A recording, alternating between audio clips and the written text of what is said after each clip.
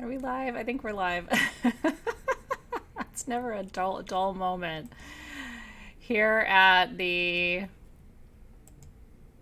Sage Goddess headquarters, everybody. Hi. Okay, good. Karen Brown sees me. Whew. How are you guys? I'm happy to see you. I'm really excited for class today. I hope you are too. There's so much to talk about that I'm like holding on to my hat.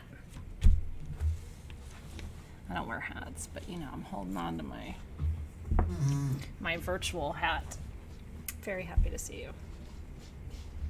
And we're celebrating around here. My little cutie turns 11 on Sunday. Can you believe it? I have a magical lady birthday this weekend. I'm getting all these texts from parents because she's having a party at our house. And the text is like, are you still having the birthday party? Are you kidding? What? I mean, maybe it's just me, but I'm like, how would we not be having a birthday party? Like, are we going to really go that far where we don't even have birthday parties right now? So anyway, she's having a birthday party. She's very excited. I'm happy to see you. Thank you for your birthday wishes. Maybe I'll go live with her this weekend at some point so you can wish her a happy birthday too. Rochelle's son turned 27 yesterday. Sherry's daughter is turning, I don't know what, tomorrow. I know, isn't that cool? Vanya's daughter is turning 20 on the 15th too. Happy birthday to your beautiful Pisces. I'm not hoarding water. That's the one part of all this that I don't get. Like, have people not heard of a water filter? I'm not doing that with water. Maybe I'm weird. But I have like industrial water filtration systems. Because I filtered all of the anhydro water. So maybe that's why I'm not that worried about it. But when I saw people buying water, I'm like, have you ever heard of a water filter? Not to be judgmental. Anyway, happy birthday to all of the Piscean folks. Yeah, we have a Berkey at home, and then we have a even like next level up from that here at the shop. So I'm like, I could pretty much filter out toilet water if I had to. I mean, it's not what I'm super excited about, but look at all the Pisces and all the babies who are Pisces. Isn't that cool? I love that so much. Anyway, okay, let me smudge a little bit. We've got a lot of territory to cover today. I hope you're ready. I'm ready. Leadership is my favorite subject. And today is one of the most specific leadership sessions for Pillars of Priestessing. So is this anybody's first soul shift session? I would really like to know. Would really like to know if anybody has not been in a soul shift session before. So session 1 is Pillars of Priestessing. Next week, session 2, Crystal Masters. Session 3 is our shamanic journey, and then session 4 is our crafting. And we've got a lot of fun ahead of us this month. We really, really do. Tara's like, I'm ready. Let's go. I'm ready too. It's Yasim's second. So happy. It's Gabby's first time live. I'm very happy that you made it. I'm very happy. Aww. That's wonderful. Well, welcome it back to a live experience, Robin. I know a lot of you watch, afterward, which is great too, but sometimes it is fun to be live.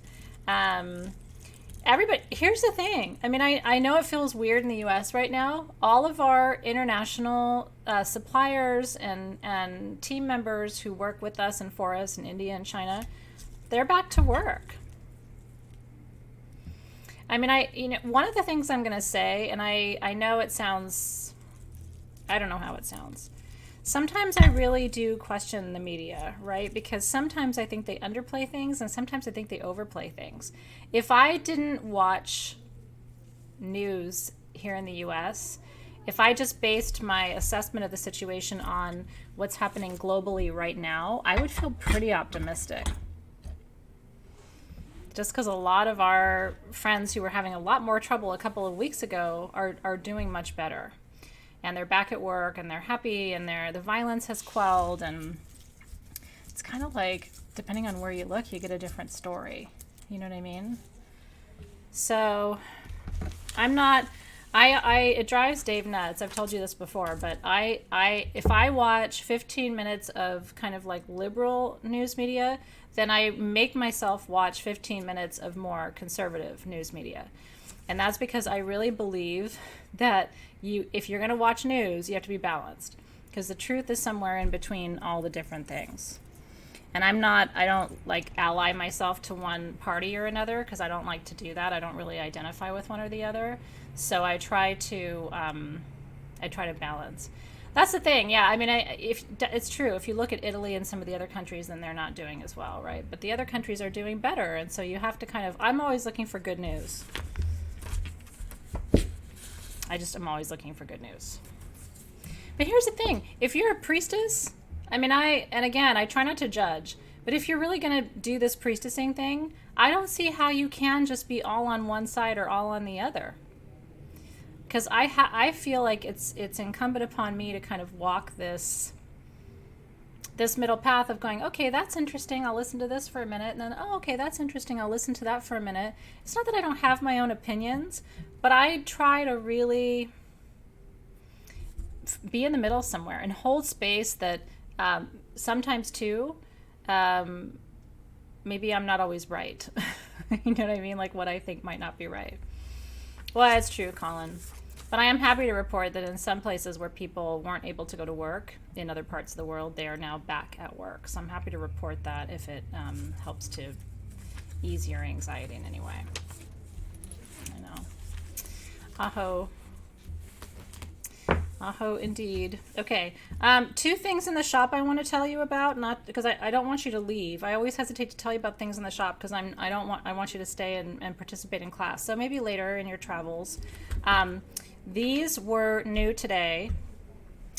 These were carved for us in India and finally got to us. These were supposed to be here a couple of weeks ago, and because of all of the violence and the challenges in India, it took a little bit longer.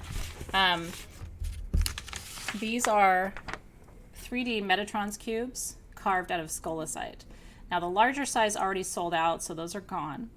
But if you want one at all, I have the smaller size available for you.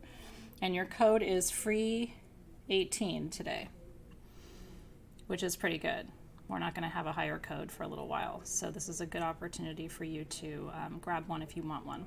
So this is the Metatrons cube that you always see, made 3-dimensional. And so it has these stars, these little constellations all the way around. We had these in another stone, I think it was jet or onyx, at the holidays. And when these are gone, we can't get them back because these took almost 8 months to have produced. So these aren't coming back. If you love scolecite, which is one of the Synergy 12 stones, and you love the Metatrons cube, which is every single sacred geometric shape within one shape, this is kind of a powerhouse piece. In a perfect world, if you're a crystal healer, this would be a really good one to have a duo of, to put in your client's hands, to hold in your hands when you're meditating, but I would get one. And like I said, the larger ones are gone, but we do have the smaller size available. And then the other thing I want to tell you about, everybody has asked. I hesitated for a minute because I'm like, you can find antibiotic oils, but I'm realizing some of the oils that we put in here, they're harder to find. And so this is our antibio blend. We're only going to make one batch of this because that's all we had. We basically combined what we had left in stock of these oils and put it into a dram for you. And so this is Palo Santo, Litsea cubeba, eucalyptus, white sage, manuka, frankincense, tea tree, and thyme. All of those in one dram. So this is on sagegoddess.com if you want it. People were just asking, can you please put something together with your favorite antibacterial, antimicrobial, antifungal oils? And so we did that. One of the things that's nice about having this, like after I show you this, I'm going and putting this in my purse. Because if you are someplace and you don't have hand sanitizer, literally a drop in your hand,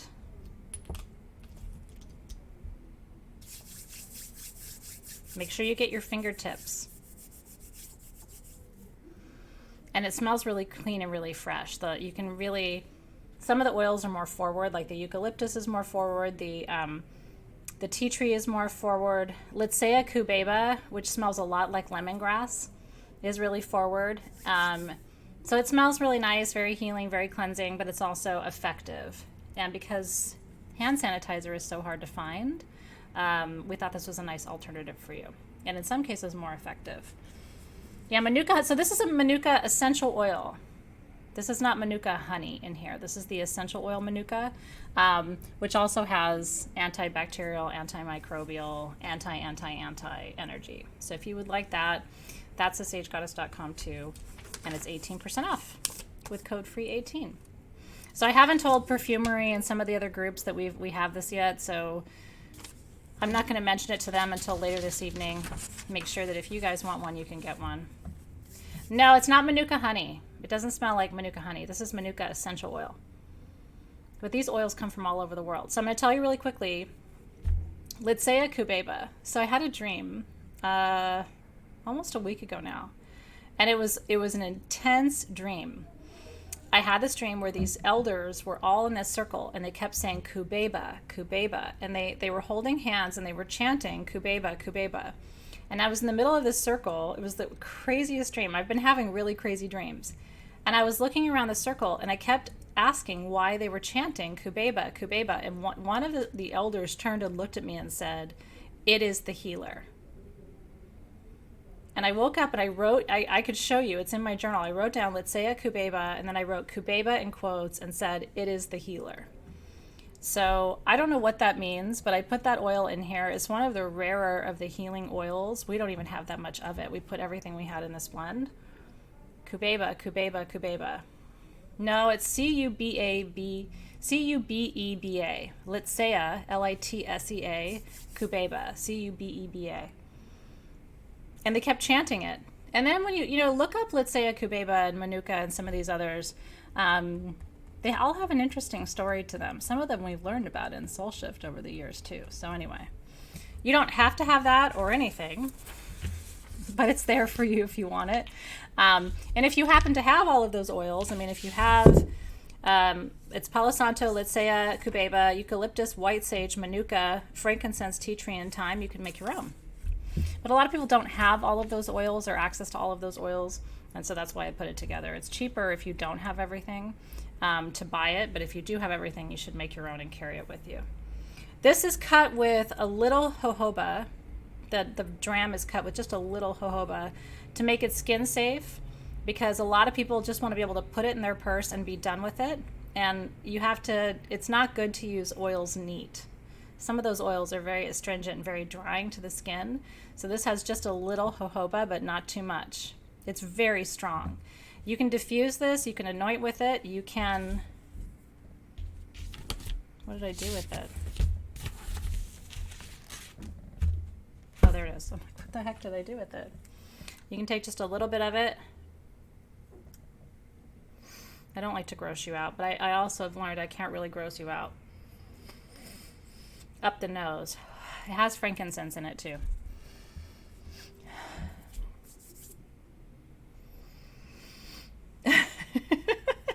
Don't do that in public. People will wonder what you're doing. They're either going to think you're snorting something or you are picking your boogers. Yeah, make an inhaler with it. I love that. So to make a hand sanitizer, let me just tell you really quickly. People wanted me to make hand sanitizer, and I'm like, I'm not doing that. I mean, I understand some of these oils are rare, so that made sense for us to produce this for you. But you can make your own hand sanitizer. So if you wanted to make one with this, you want a spray bottle, you want a little bit of rubbing alcohol, or you can use other things too. You can use witch hazel, and then you want just a little bit of aloe vera. I'll be honest with you, I don't like aloe vera in my hand sanitizer, but that's what most hand sanitizers are made with. Rubbing alcohol with aloe vera, a little bit of aloe vera gel, and the essential oils. But really, if you just put this dram in a spray bottle with rubbing alcohol, you're good. That's right. But I am supposed to tell you, yeah, in the nose is good for air travel, because think about how oils are coming in. Don't put things in your mouth, but just a little bit up your nose. Wash your hands before you stick your fingers up your nose. Hope that goes without saying. And I do have to tell you too, even antibacterial oils are not 100% going to save you from getting sick. it's just one more line of defense, right? Purify Blend is good, but it doesn't have the same oils in it.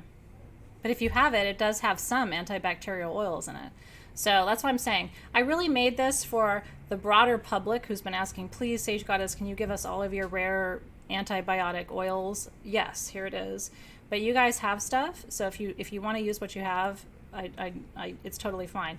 I didn't make enough of this for all of you in Soul Shift to even have one. I don't have enough oil to do that. So this is definitely not like, please go buy this. This is like, if you want it, it's there.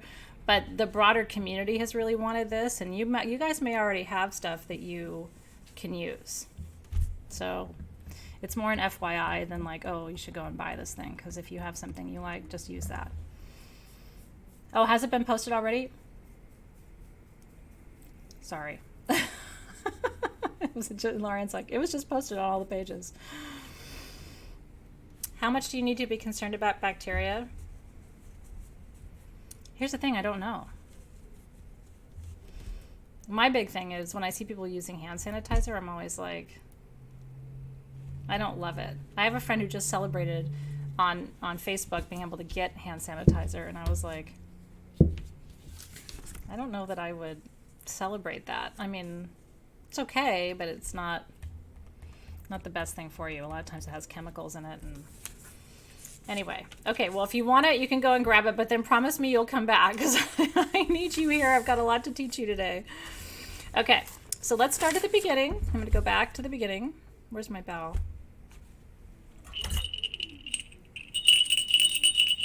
Welcome to Pillars of Priestessing.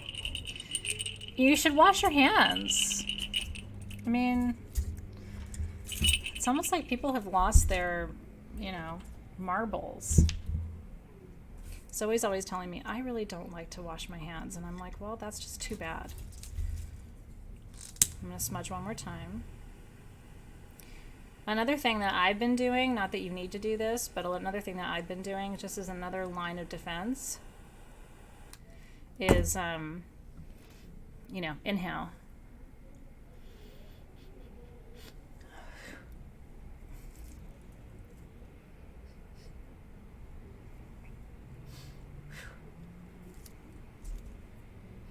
And then smudge your hands, because the smoke is good for you. No, she doesn't like to wash her hands. So we have a check. And so what I did, I was like, okay, well, maybe I can make her enjoy it. So I'll let her pick out her own hand soap. I'll buy her a pretty towel to dry her hands with, all these things. And she's like, I just don't like that. Yeah, you can. That's what I'm saying. Well, thieves oil is good. It's an old recipe, right? They're all just different, right? So it's like figuring out, and what I end up doing is I end up taking all of the different antibacterial oils and combining them, because they all work in slightly different ways. You know what I mean? And some are old, like frankincense, and frankincense is probably the oldest antibacterial oil we have access to, which is why everybody puts it in everything, because it's old.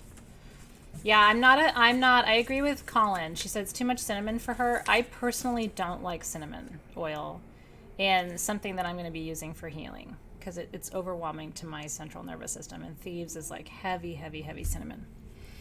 But then I have plenty of friends who love it. You know what I mean? So it's up to you and kind of what you like. Yeah, we did post a list on, if you look, and maybe Alexis can link to it for you. We did post a list today of some antibacterial oils too.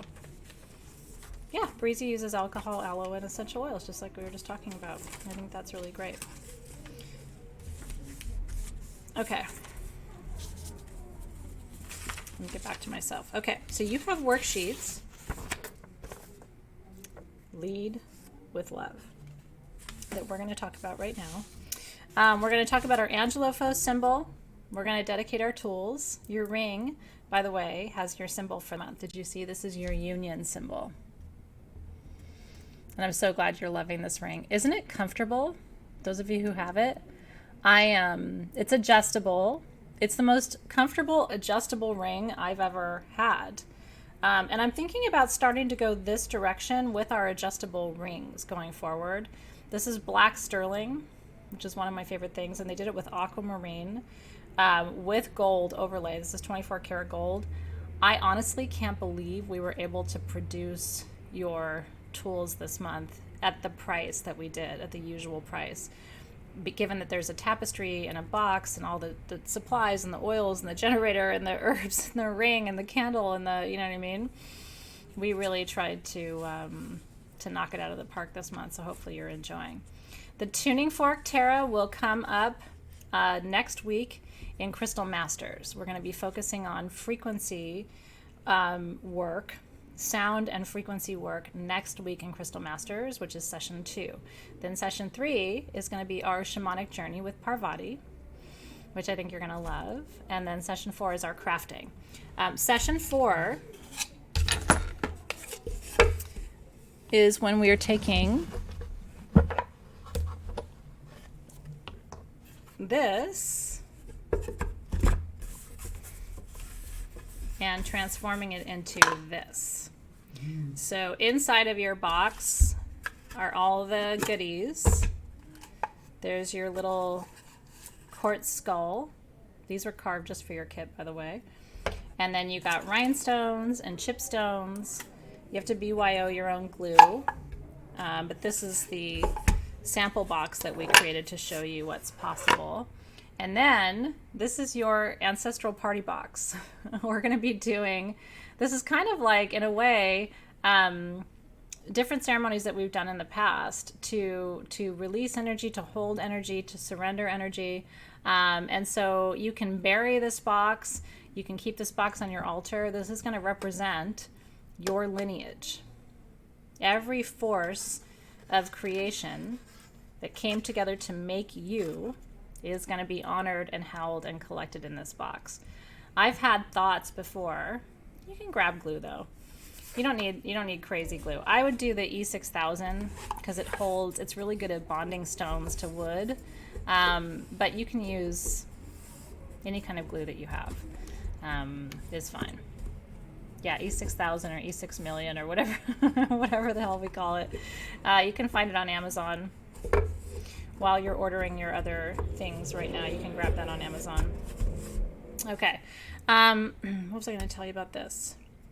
This is the kind of box, honestly, my thought was, this can be passed down through your lineage. This could be, I mean, it might sound morbid, but I even had the thought of like, this could be buried with you one day. You know what I mean? Like, this is your way of connecting to every single person, energy, field that came before you and honoring everything from before as you figure out who you are now and heal yourself and then prepare to open the door to healing for the subsequent generations. It is. You want to see the skull? I'll show you.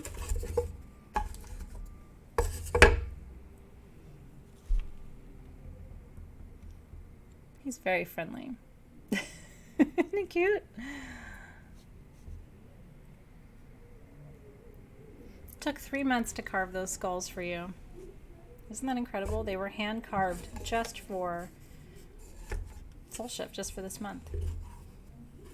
It was all part of it. Yeah, so this is your symbol. This is your union symbol. And by the way, so your ring has your symbol, your generator has your symbol, and your box has your symbol.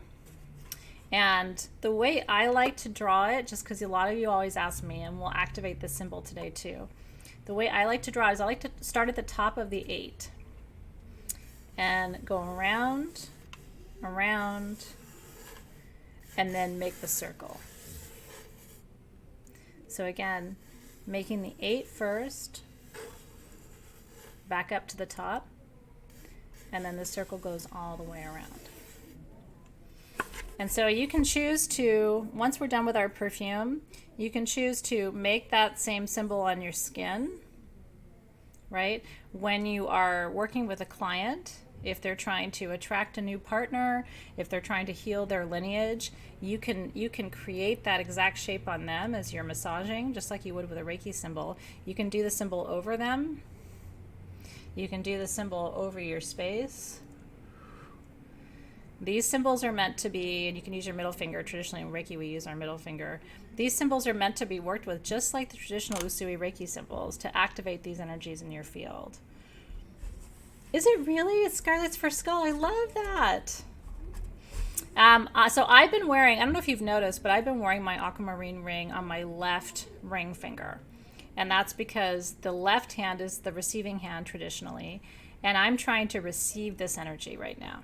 Because this is creation, union, and renewal.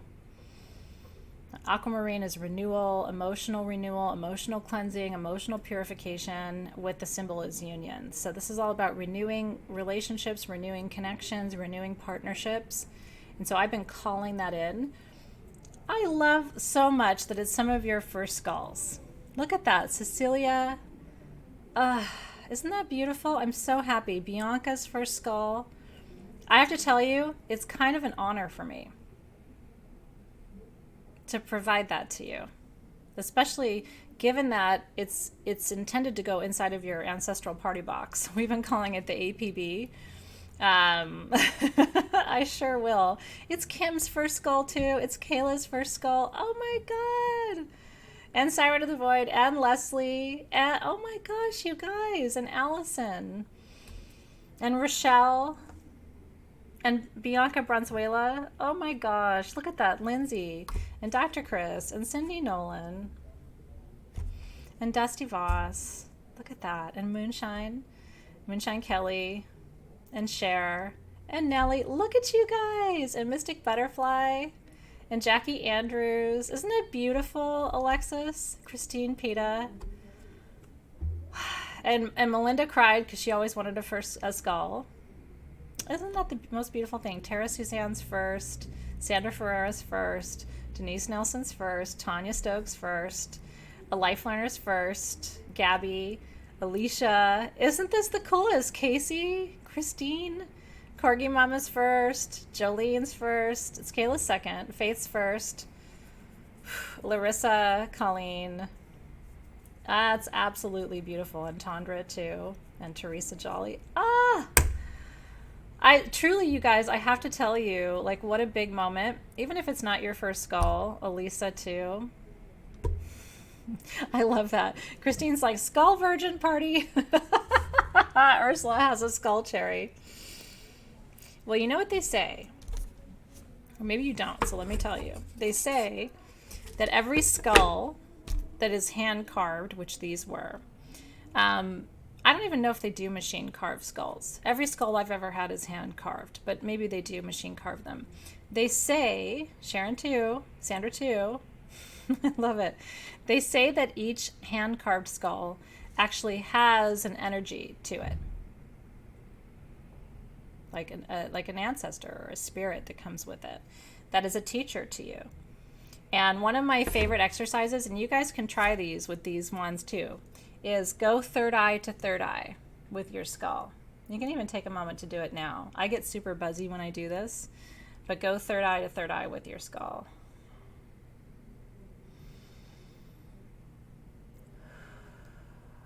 And you'll start to get transmissions. I mean, you could get super buzzy just from doing that. They all come with one. That's the legend. And I always say that I feel that to be true. I'm so happy. It really, truly, my heart's full. That's a big deal. It's fun to take someone's virginity. Especially that kind of virginity. That's the best, most actually taking people's virginity can be tricky sometimes. So maybe it's safer that it's a skull and not your actual virginity. I haven't taken a lot of people's virginity, but I've been a couple people's first, and that can be very overwhelming. Does it really? Bianca's has a rainbow in its third eye. Okay. I'm old now, so I'm very few people's first. If I'm somebody's first now, that's kind of tragic.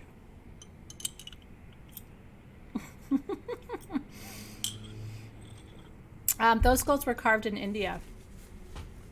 Aren't they beautiful?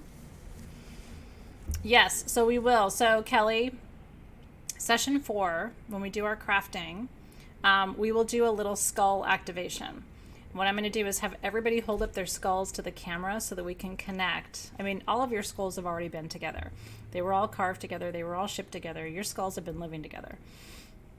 But I want to do a little to the camera activation so that and I'm going to have us go third eye to the camera so that all of our skulls can communicate to each other before we put them in the boxes together. Cecilia, you're so naughty.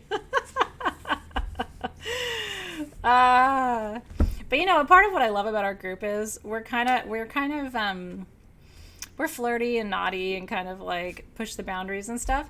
But I kind of like it just because I will tell you, part of magic, and it might sound funny to you, is keeping that kind of playful, sensual side of yourself alive. You can't ever let that go. Your playful, sensual, sexy side is where a lot of your creativity, a lot of your intuition, it's where a lot of your magic lies, and you don't want to let that part of yourself, you don't want to let that flame go out.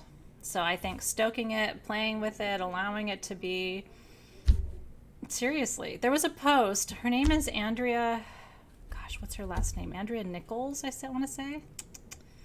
Andrea Nicholas, maybe? I'm friends with her on Facebook. I don't know her very well. But she put up a post. Think of it what you will. I mean, it's not my post, but I liked it. So you may have seen it because when I like something, it usually comes up in my feed.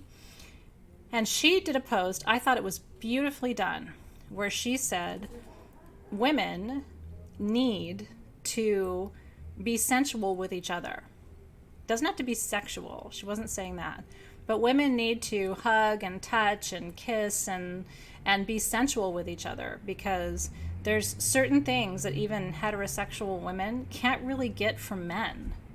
And I'm being really honest.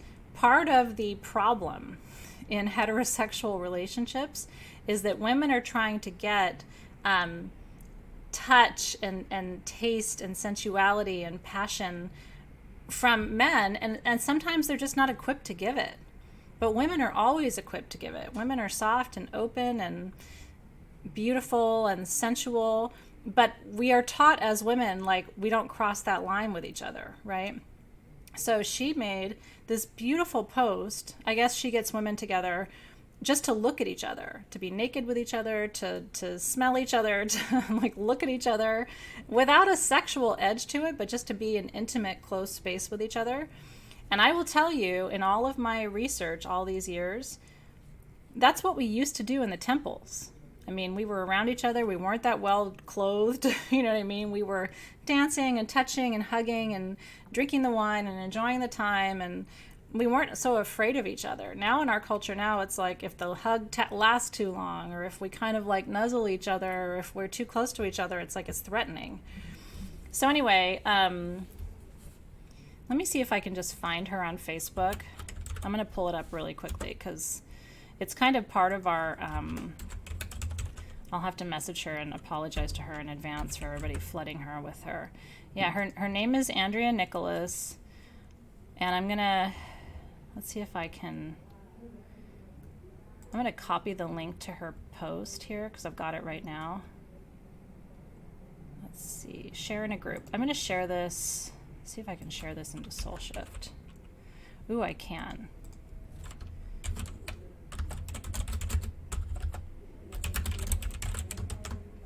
See what you think.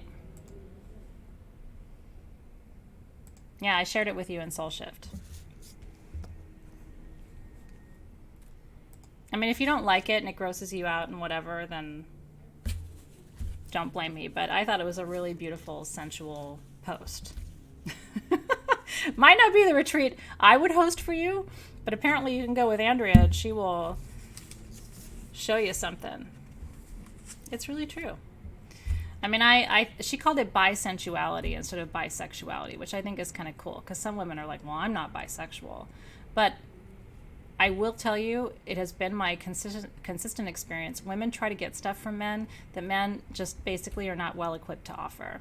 And in the old days, we got what we needed from men, and then we got what we needed from women. And we weren't trying to get the soft, sensual, emotional thing from men, because it's just not their status quo. And men get resentful when you try to get stuff from them that they, yeah, her and Matthew, that's exactly right. So I've done better in my life when I get from women what I need from women, and when I get from men what I need from men. Well, and what about men with men, Andrew? Isn't it the same? But we're so afraid of that. Like, oh, but that's threatening, that men could get something from men that they can't get from women. But they can. I mean, I'm not one of those people who's like, oh my God, so threatened by that. But our society's kind of threatened by that men might need something from men that they can't get from women. And that women might need something from women that they can't get from men. Because we've been told you gotta have one partner, one gender, one sex, one, you know what I mean? We've been told that for a long time. I'm just saying, something to think about. I'm opening your mind tonight. Or maybe I'm not, right? Yeah, it's beautiful. And honestly, if you ask men, like, is it okay for women to go and get what they need with other women? Most men are like, I don't have a problem with that. I'm just saying. Okay. Back to the lesson at hand. So let's begin talking about leadership. So I'm not going to go all the way through your worksheets tonight. You had a lot of questions and things to answer and things to think about in your worksheets, and I hope that you filled them out. What do you think when the word feminine comes up?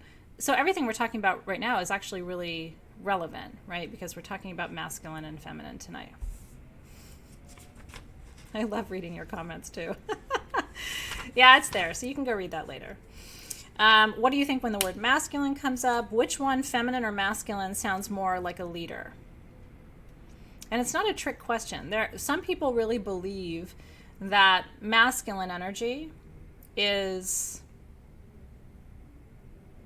more strong, or like a big man leader or whatever, and that feminine energy is more passive, more yin energy, more lunar energy, more behind the scenes, right? And so I'm not saying that that's right. That's not how I feel, but I'm just saying in our society, we tend to see leadership as masculine. Like in the US, I still think people really have a hard time wrapping their head around the idea of a female president. And I'll be honest with you, I've never voted for a female candidate, just because I don't just vote for a woman because she's a woman. So I've never really been supportive of the women who've run for president. I've never voted for any of them in any primaries or any elections. But I think it's great when women do go for leadership positions. I wouldn't just vote for someone because they're female. I vote for someone because I think they're the best qualified person for the job. But I still love the idea of women stepping forward and taking on those roles. Okay, on page 2, I talked about the difference between masculine energy and feminine energy, and what it means to be strong.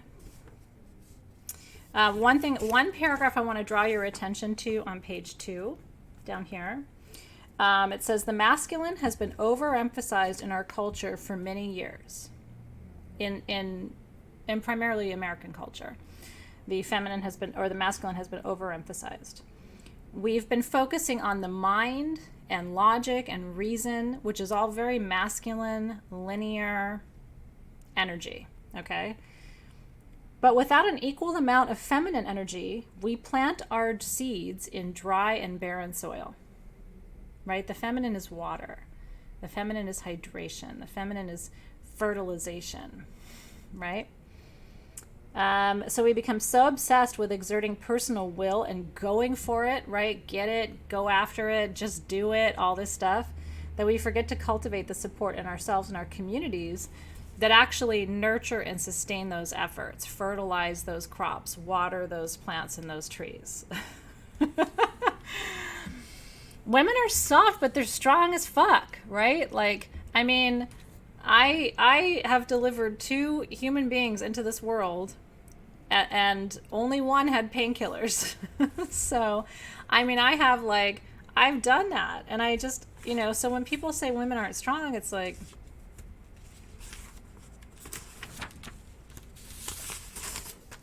let me tell you something. I think I know what strong is all about.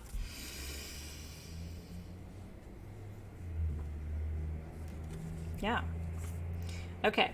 Now, where I want to dig in a little bit is on pages 4 and 5. Introversion and extroversion. Okay? Introversion and extroversion. So, introversion and extroversion, again, and today I want to kind of disrupt the whole masculine feminine thing. I know a lot of very introverted men, and I know a lot of very extroverted women.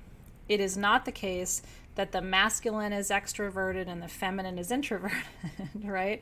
I mean, I'm sure you know a lot of extroverted women, and I'm sure you know a lot of introverted men. But I do want to talk about introversion and extroversion as it relates to leadership, because as a priestess, you need to know, and since session 1 is Pillars of Priestessing, you need to know at your core how you show up, because this goes to how you lead. And I'm talking about this in a spiritual context. I'm talking about this in your family.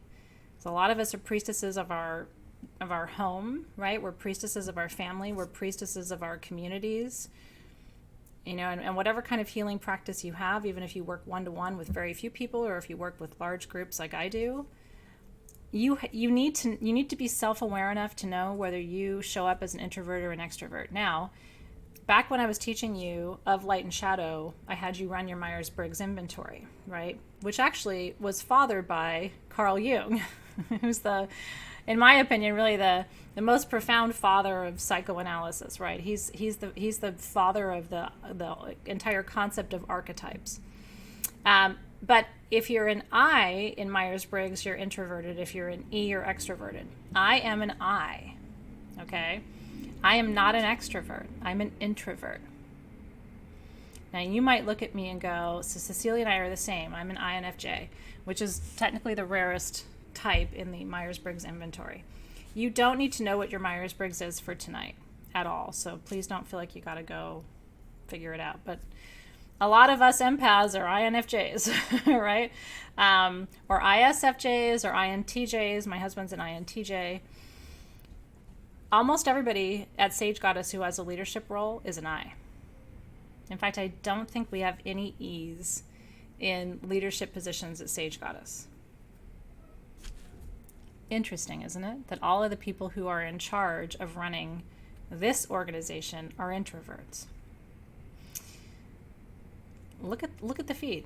Fascinating, isn't it? INFJ and ISFJ are the rarest profiles. And yet it's us, right? We are the 1% in that way. Introvert, extrovert isn't just about how you show up in the world. Introvert, extrovert is about what it takes to recharge your batteries. I cannot recharge my batteries, right? That's really true, Yvonne. I can't recharge my batteries in public. I can't recharge my batteries here. I have to recharge my batteries by myself. I need time alone. I get super cranky, and you tell me if you do too. You can Google Myers-Briggs, MYERSBRIGGS inventory on Google, and you'll find 100 different quizzes to find your type. And you can take any of them. They're all asking the same questions. There's one inventory. So it's super easy to find your type. And so after class tonight, go check it out and then post. I would love for you to post in Soul Shift group tonight or over the weekend, like what your type is, right? It's super fun. So if you're an E, you charge your batteries with other people. If you're an I, you charge your batteries alone. If I don't have at least an hour alone every couple of days, I get cranky AF. I get snippy, I get snitty. I do not want to be around people all the time. I really like myself. I really like being alone. Well, thank you for that, Larissa. And so, it's true. ENFPs are the introverted extroverts, Carolyn. But people always freak out when they're like, Athena, you're an introvert? And I'm like, yes, it's not about what you see in me. It's about how I recover. I can spend 6 hours with people, 8 hours with people, 10 hours with people. I'm good. After that, I can't have anybody talk to me. I have to basically sit in bed or stare at a wall or meditate or play with crystals or go out in nature, but I have to be alone for at least an hour, at least every other day, right? Really interesting, isn't it? Now, a lot of empaths are highly introverted, meaning we have to find a way to charge our batteries. And a lot of empaths end up feeling like they're on the edge of having a nervous breakdown when they don't take time to recharge their batteries in the appropriate ways. But the one thing I really wanted to make sure I covered today is that it's not masculine, feminine, extrovert, introvert. And in a lot of cases, introverts are great leaders because, like, here's an example, and I'm sure that you probably resonate with this too. Well, listen, Casey, if I have more than an hour, I'm super happy, but at least it has to be an hour. And nobody can talk to me. It's like, even my kids know, like, if they come into the room and I'm having one of those, like, quiet time moments, they'll come in and go, never mind, it's not that important. It's like the look on my face or something where I'm like, like, what the fuck do you want? The reason introverts are great leaders is I can look at a room and I can tell you if people are uncomfortable. I can look at a room and go, he's uncomfortable, she's uncomfortable, he's uncomfortable, he's maybe uncomfortable, she's definitely uncomfortable, because I can read the room. And so I immediately know as a leader whether I should raise my voice or lower my voice, whether I should talk for a long time or maybe not say as much, whether I should take a breath and pause or just keep going. Like I can literally read every single person's level of discomfort. And I think it's because I'm an introvert. And it helps to make people more comfortable because they're like, oh my God, she sees me, right? Like she sees that I'm just so uncomfortable right now. I don't want to be here. This isn't interesting to me, right? Okay. That's an introvert's gift. A lot of time an extrovert is more likely to just keep going and not be as aware of what's happening in the room because, again, they don't need that internal time to process. They can just, their battery keeps going. They don't need that time to recharge. Yeah, well, Robin, that's what they say. They say that no matter how many times you take the Myers-Briggs inventory, that your type will be consistent. I first took it at 17. I was a freshman in college, and they required it in one of my classes in community college. And I took it, and I was like, introvert?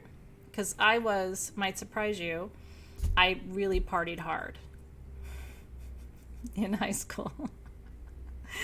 Like, I'm surprised I'm still here. Especially because I went to high school in the 80s. So it was like, you know, it was party town.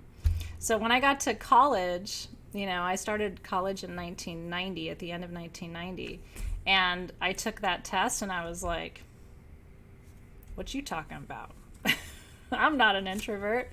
But then, you know, as you start to become more self-aware, it's like, I can party like that. I can party for a whole weekend, but then on Monday, you better leave me alone till noon. I'm sure it doesn't surprise you. I was that girl in high school. Okay. Now, where I want to spend, I can't even imagine doing that in the 60s. I mean, in the 80s, it was bad enough. We were still having unprotected sex and all kinds of things.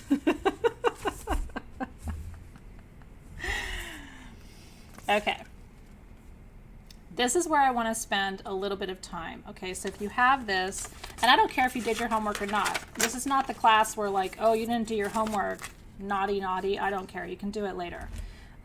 This is actually pretty easy for me to explain and for you to understand. What I'm about to show you, I used to charge people, I mean, not me personally, but my company to share some of this information. It was like $10,000. This is a modified version of a tool that I used to use as a consultant. to Fortune 50 companies. I used to go in and teach CEOs and CFOs and CMOs and what we call CROs, Chief Human Resource Officers. I used to teach them all this stuff, okay? So you're getting some pretty juicy stuff right now. This is a modified version of what I used to do as a consultant. And people used to love it. They used to say that this was a game changer, okay? There are two types of people in this world. This is where I want to explain. There are people who ask questions and people who tell people things, okay? And there are introverts and there are extroverts, okay? There are people who ask people things and people who tell people things. Let me give you an example. Are you the type of person who asks people, how are you doing? Or are you the type of person who tells people, I hope you're doing okay? This is actually a big leadership thing, okay? Are you the type of person who asks people how they're doing or tells people, I hope you're doing okay? This type of person is actually hoping for an answer to their question. They're trying to engage you. This type of person is telling you how you feel. Saying, I hope you're okay, doesn't even give you a chance to say, yes, I am, no, I'm not, okay? Think about this in your relationships. How was your day? Or do you get home and go, oh my God, today was so draining, I can't believe this colleague, this other thing happened, and then half an hour later you're like, so how was your day? Okay? These are really two types of people. So Leah's saying in email, she's a tell, but in person, she's an ask. I tend to be a tell person, and it's not because I don't care. It's because I'm a double fire, and I really, it's not my best habit, but I'm always like on to the next thing. And so I'm like, okay, you do this, you do that. I hope that's going all right. I hope you have everything you need over there. Like, because I'm constantly trying to like, so I have to consciously stop and go, do you have everything you need? Versus, I hope you have everything you need. When you say, I hope you have everything you need, the person who's listening to you is like, they're not sure if they should tell you that they don't. If you ask them if they have everything they need, then they're like, no, I don't have everything I need. But if you go, I hope you have everything you need, they're like, me too. I hope I have everything I need, right? So Candace is exactly on to where I'm going. She gets annoyed by people who don't ask questions. I would probably drive you nuts. I've gotten better at this over the decades. I really have. I'm more of an ask person now, especially now that I don't have. I used to manage big teams. I used to have 20 or 30 or 40 people underneath me. And so I didn't always have time to ask because I was trying to run organizations and big organizations. So I had to tell. I mean, I still have a lot of employees underneath me, but because I have senior managers, I still have time now to ask questions. How are you? How's it going? Do you have what you need? Is there anything I can do to help you? How can I support you in this? Versus, I hope it's going well. I assume you have what you need. If there's anything you need, you can let me know. But those are not questions. Does that make sense? Well, and so Ursula brought up an interesting point. She thinks it might be intrusive to ask. So she does tell. I do tell to save time. She does tell because she doesn't want to intrude. And Space Daisy, you're exactly right. Depends on the interaction. But what I'm telling you is for a long time, for me, it didn't depend on the interaction. It depended on time. I've got stuff to do. So I can't ask you a bunch of questions because I don't have time for all your answers. So I'm going to tell you what's happening and then I'm going to hope for the best. What I had to learn and by the way, this tends to break down by your astrological chart and the elements. Okay? Water and air, earth and fire. I'm going to tell you how you feel and then tell you to get it done. Or I'm going to ask you how you feel and support you while you explore your process. So water and air, earth and fire. Does that make sense? So here's an example. I'm a tell, but my daughter's an ask, right? So I say, hey, Zoe, I hope you had a good day. And she'll say, I actually did have a really good day. My friend came over and then this other thing happened. So even though I didn't ask her a question, she still answers it.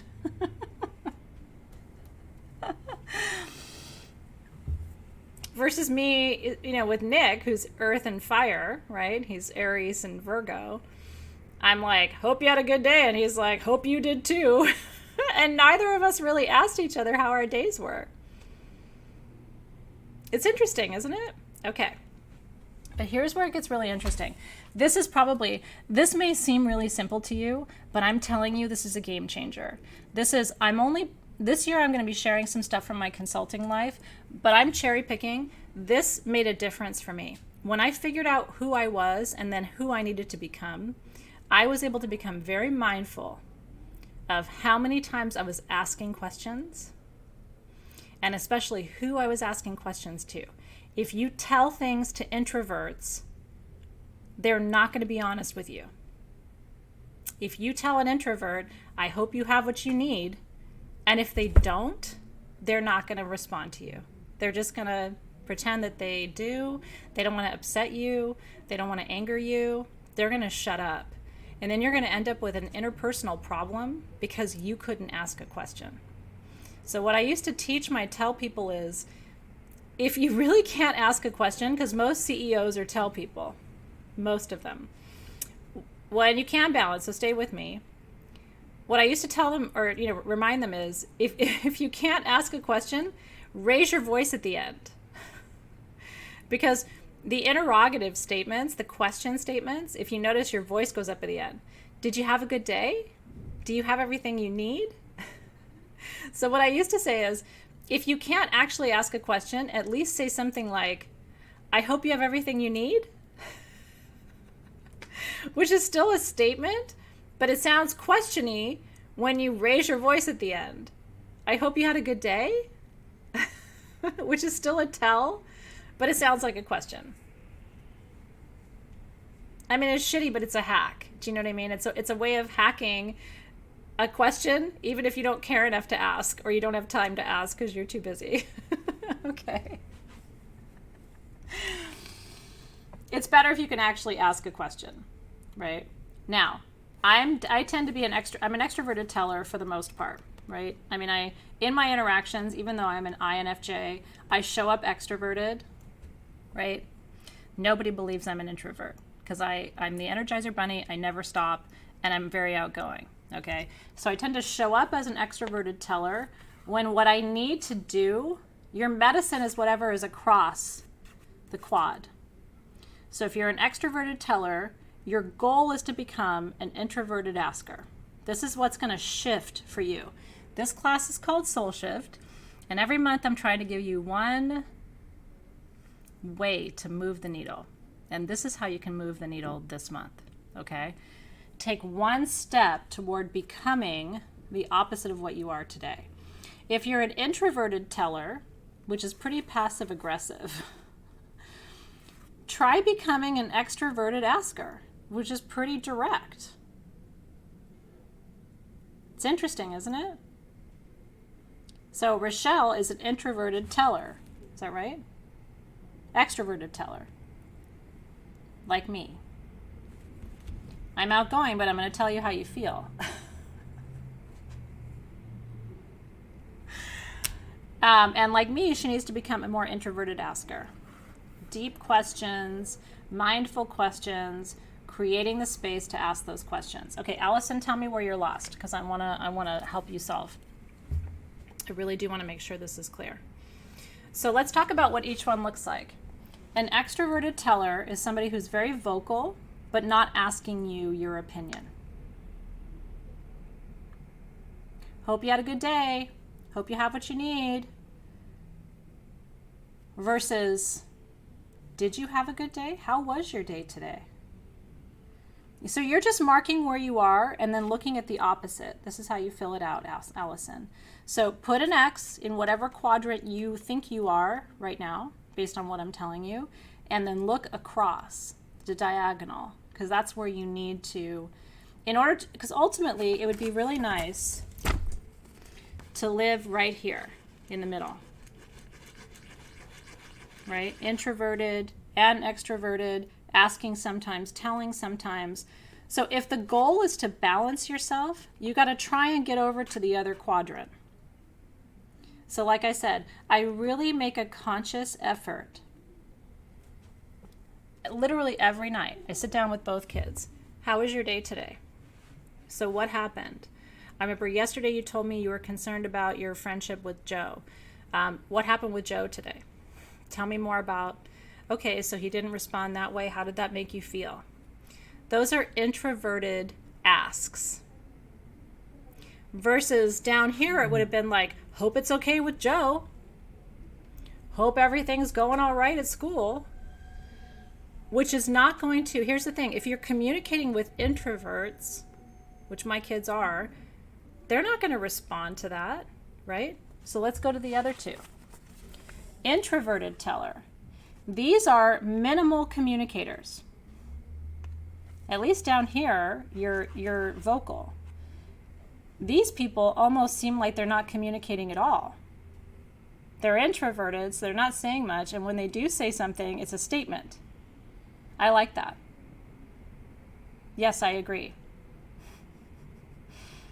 Okay, I'll do that. You have those in your life? I have them in my life too. I will tell you something. I only have 1 or 2 employees like this. This is not my favorite profile. It's like you can't get anything out of them, right? Because they're quiet and they don't ask questions.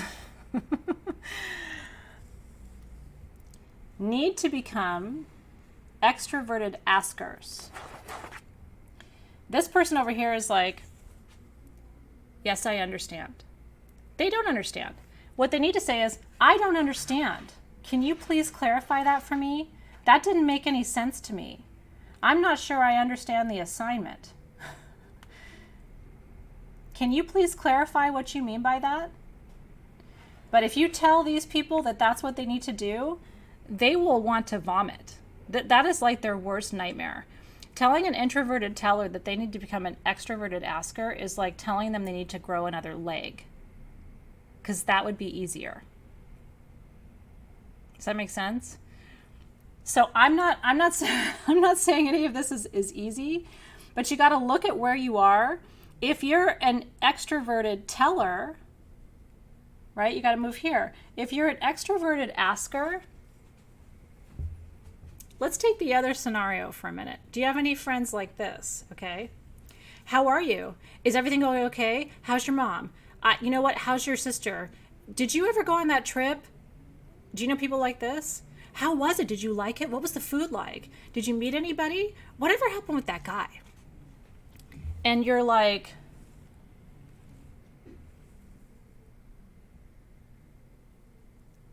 you need to, maybe shut up just a little bit, right?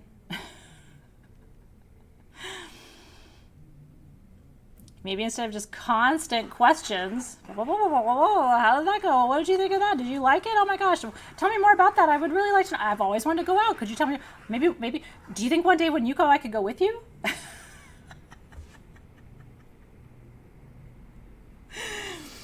And what you need to do is, that sounds interesting. I've never thought about it like that before.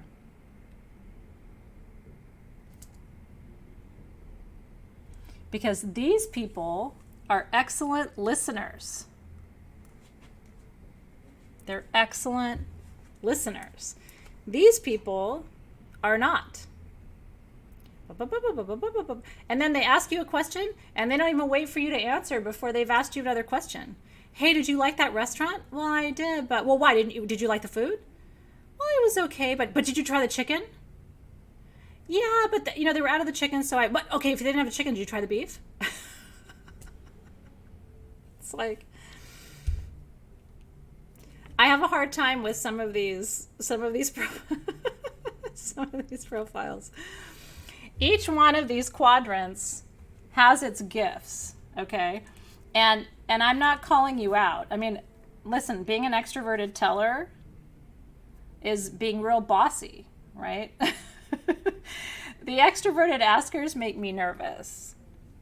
Although, at almost 50 years old now, I honestly, because I have some extroverted askers in my life, and when they do that stuff to me, sometimes I'm like, could you listen to my answer before you ask the next question?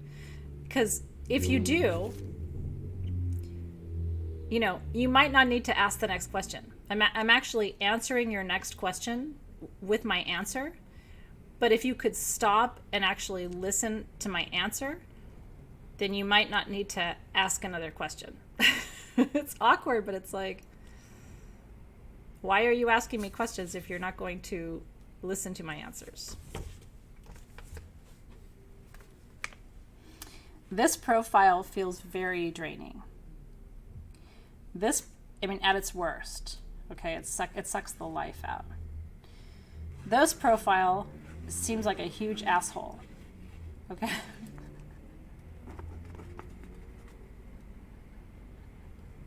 And I can say that because I'm there. This profile is kind of an ass. Okay. This profile can seem almost secretive. Like they'll say something, but they're not going to give you very much. They're not going to give you very much, right? And then this person seems almost, how would you describe it? The introverted asker. They're going to ask you a question. This is actually the introverted asker tends to be the deepest of all the profiles, because when they ask a question, they've really thought about the question. Introverted askers don't ask you a question unless they really want to know the answer. And then they listen.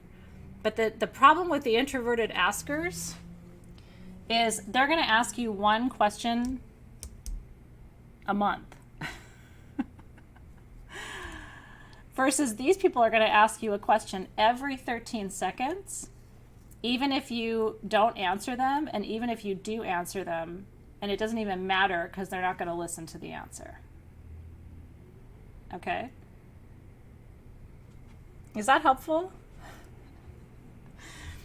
Now, if you do all four and you're mindful of it and you know when you do it and why you do it and how you do it, then you've already aced this test. Okay?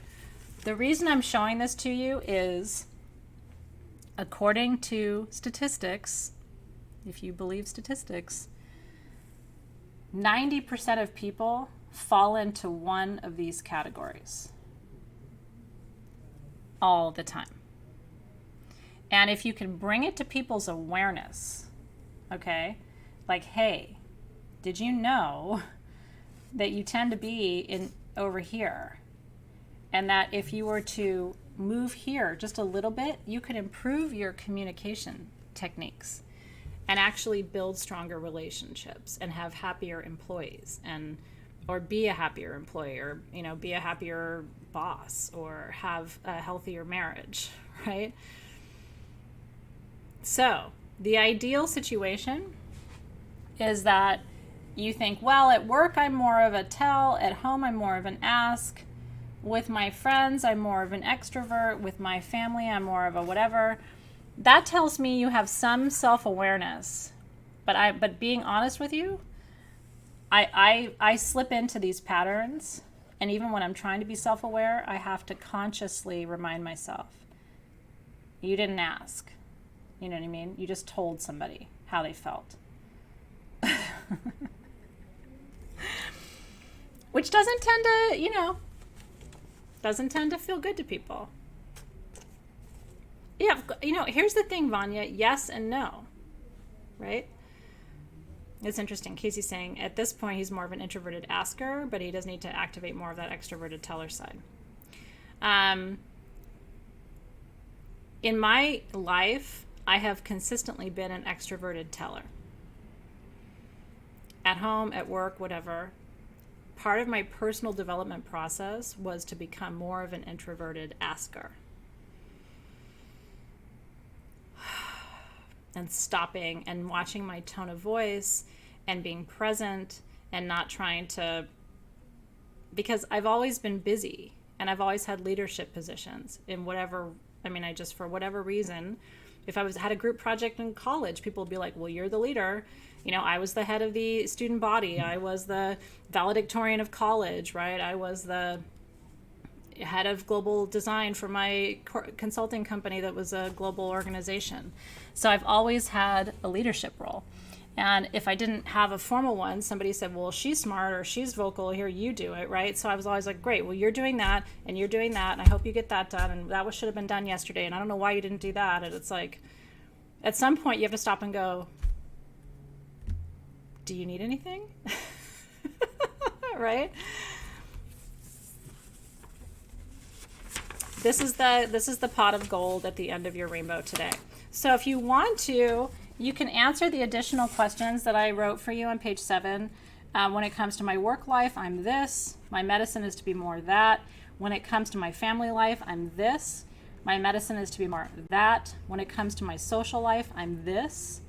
My medicine is to become more of that. And when it comes to my intimate relationships, my medicine is to be more of that. So what triggers you? Because this helps you understand your triggers push you into the corners. When I'm triggered, I'm not asking anybody anything. I'm telling you how it is. So my lesson is, when I'm triggered, I have to ask, right?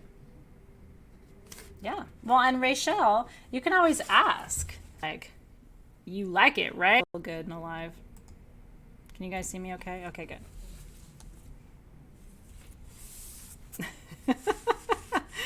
What did I say? I don't know.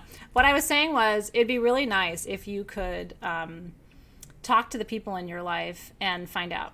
And what I was also saying is, I think in my teaching life, I've become better at asking questions. Like, I tend to ask you guys, is everything okay? Do you understand? What's confusing? How can I support you? What do you need? Right? In my teaching life, I've become much more of an asker. But in my personal life, what I was joking with is, sometimes with Dave, I'm like, I know you like it, versus, do you like it? I know it's good, versus, like, was that good for you?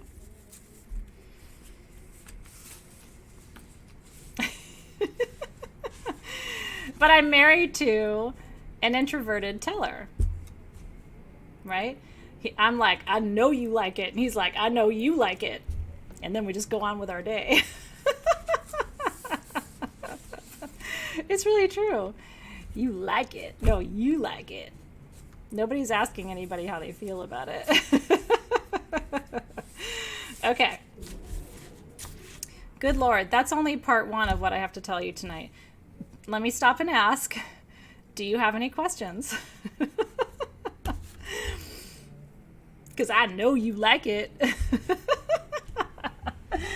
I know that was good for you. Versus, was that good for you? Did you enjoy it? I'm like only halfway kidding. That's literally how I've gone through my life. I know you like it. I know it's good.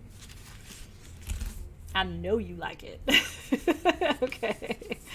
If you didn't like it, or if you have questions, you can always let me know.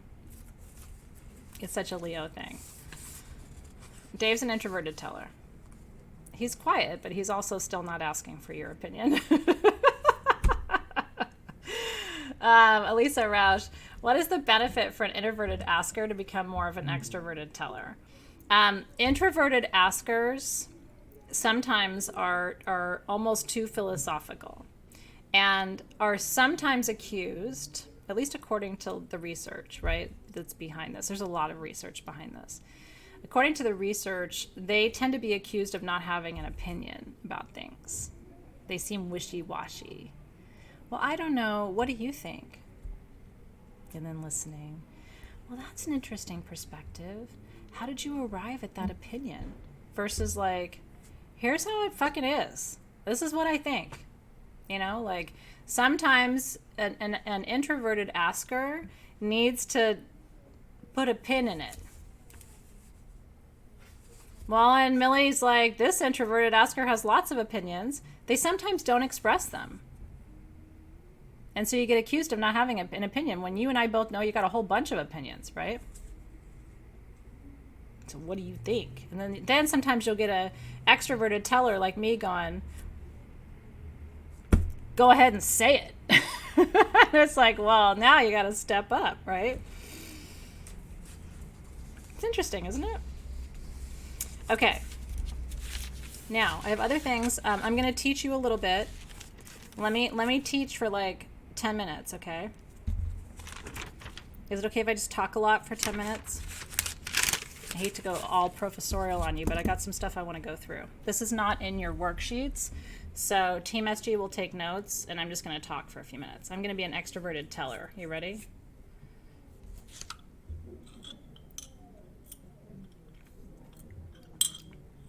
I know you like it.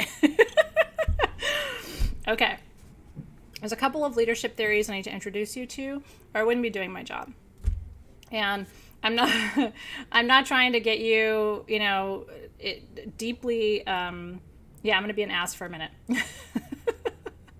I'm not gonna give you a formal, bachelor's degree education in leadership today, but I do want to give you kind of some basics so you understand basic leadership theory. So here I go. Ready, go. What did Alexis say? She's taking notes. Yeah, she's. What would you say? Hey, Alexis, what are you? Are you an introverted asker? I don't know. Are you an introverted asker or an introverted teller? The wishy-washy one is the introverted asker.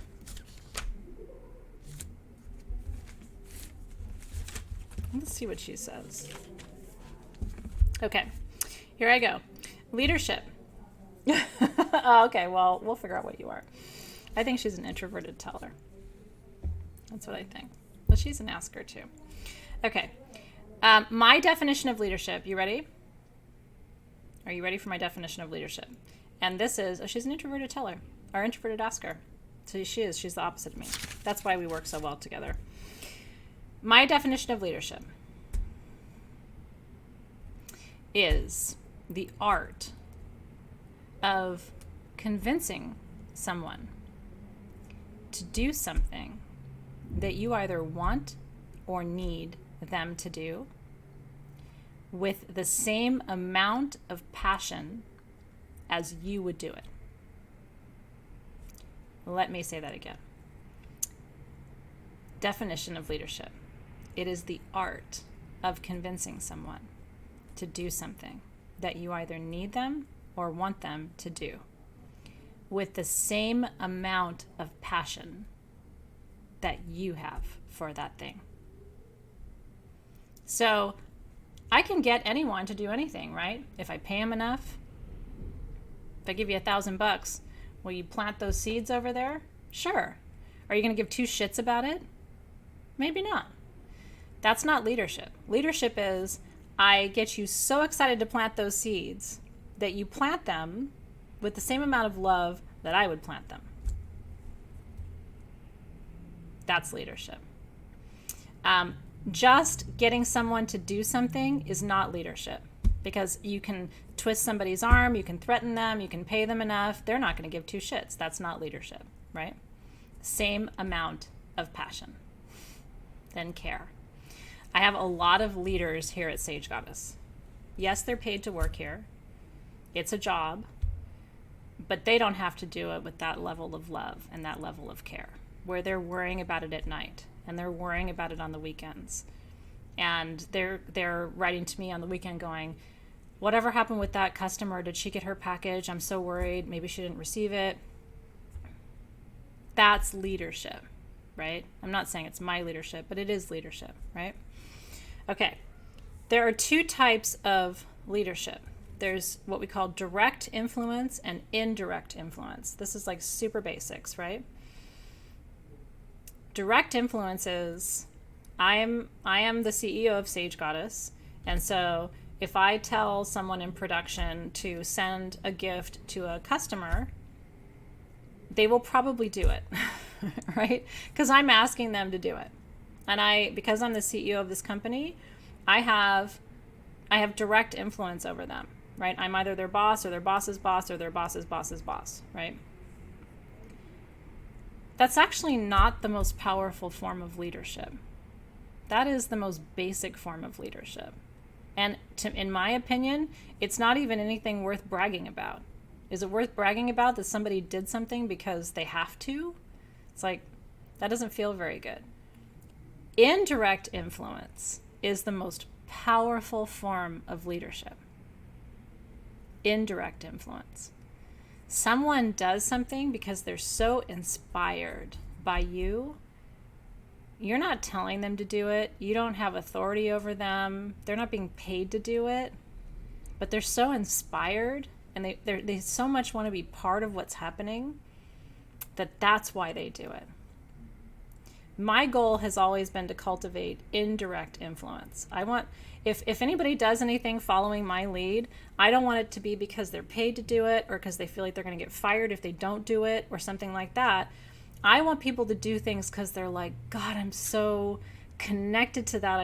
I want to do this. I want to create this. I want to build this. I want to grow this, right?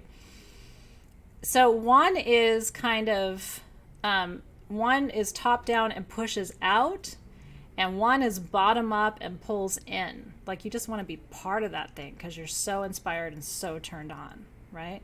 And that to me is real leadership. And people can have titles and fancy titles and degrees and letters after their name and all these things. But if they don't have indirect influence, they have nothing. Because if you take those titles and fancy names and all that stuff away, there's a very famous quote. I'm trying to remember which. I think it's Henry V. Shakespeare. I'm pretty sure it's Henry V. Now I have to go back and look it up. It's the one that got made into a movie with Kenneth Branagh. I think that's Henry V. Anyway, there's a quote in there, and these two, I think they're generals and whatever, they're military leaders are talking, and one says, well, they will do what I tell them to do, and the other one says, but when you call them, will they come? And that's a different thing. You do this, you do that, you do this, you do that. Okay, but when you say, I need you or I need help, will they come? And it's about top-down pushing versus bottom-up pulling in, right? A good priestess has lots of indirect influence. She's inspiring people, she's cultivating, she's awakening, she's channeling, she's not pushing, she's not dictating, she's drawing in and she's attracting and she's building, right? And people want to be part of that because they're inspired by it. And that's part of how you do it, Ursula. Truly, she said, I like to leverage the person's natural interests. When you let people do what they're good at, they rise to the occasion. When you force people to do things that aren't aligned with their natural interests or skills or gifts, then people resist that and they step back. Because people inherently don't want to fail. You know what I mean? And people know whether they're going to succeed or fail at something before they do it. And so it's really important. Let people do what they're good at. We don't do everything right here at Sage Goddess. But one of the things I think we're particularly good at is we watch employees, and when they're fumbling, when we want them around but they're fumbling, we move them into a role that is better suited to what they're good at. And we don't force them to stay in positions where it's like she's slogging, or he's slogging because he just can't do that thing, right? I think that's part of good leadership too. Here's the other, I have like three more theories. Let me try and get through as much as I can. Theory X and Theory Y. This comes out of academic leadership training, but I'm going to give you the theory anyway because it's important for you to think about. This comes down to the fact that we, as human beings, we tend to lead people differently based on their, what we call locus of control. This comes out of basic psychology, okay? If Theory X says that if people are externally motivated, in other words, they're working for you, but they're working for a paycheck, or they're working for a title, or they're working for recognition, there's something outside of them driving them. Theory X says you have to manage those people more carefully, micromanage them. Because at the end of the day, they're not there for you, they're not there for the mission, they're there for the paycheck. And theory Y suggests that if people are internally motivated, they're there because they want to be, they're there because they love what they're doing, they're there because they care about the customers. You don't have to manage those people as tightly or as closely. You can trust them a little bit more because they're not just there for a paycheck. They're there to make the world a better place or to support people. And so that's what they call Theory X and Theory Y. Theory X organizations where employers don't trust their employees. They just think they're there for a paycheck, and so you better watch him or you better watch her, or they take too long of a lunch, or you know what I mean? That kind of organization is very, it doesn't support creativity because nobody's got the freedom to really come up with their own ideas because they're constantly being like watched and hounded and everything's measured and kind of, do you know what I mean? Theory Y organizations are much more powerful organizations because people feel empowered to bring new ideas or to innovate or to say, you know what, I had enough free time to redesign this process because it's not really working, and here's this new process. It happened this week here at Sage Goddess with something. I went and I checked on, one of our teams was having a challenge with a certain project, and I went and checked on what they were doing a couple weeks ago, and I said, you know, the next time you're doing this in 2 weeks, I'll come back and check on you again. But I said, I would really encourage you guys to figure out what you don't like about this process or what's not working and see if you can come up with some solutions. I'm really curious to see what you come up with. I go and check on them. This was yesterday, day before yesterday. They're like, Athena, we've completely redesigned the process. And here's the outcome. We've doubled our ability to produce in that amount of time. We're enjoying it more. It's not as hard. And we used, you know, fewer resources to produce the products. And I remember just standing there going like, that is awesome. They're enjoying it more. It's taking less time. And if I had come in and said, here's how you're going to do it, and this is the way you have to do it, and you better figure it out, and then I'll be back next week to check and make sure you're doing it my way, it would not have happened. But instead I was like, you know what? Can you guys put your heads together and think about how you would enjoy this more or how it might go more smoothly? Because it's you guys doing it, but I would really love to see you make it easier and more efficient. And they were like, we've totally cracked the code. And then when I said, this is fucking brilliant, they were like high-fiving each other and stuff. And I was like, this is what it should be like. They felt empowered to go and come up with a new way of doing something that frankly I wouldn't have come up with because I'm not on the ground doing it with them all the time. Does that make sense? But you also have to be able to trust people to do that. The third model of leadership is called servant leadership. And this is where I wanted to spend just 2 more minutes talking about something that I think is really, really critical to priestessing.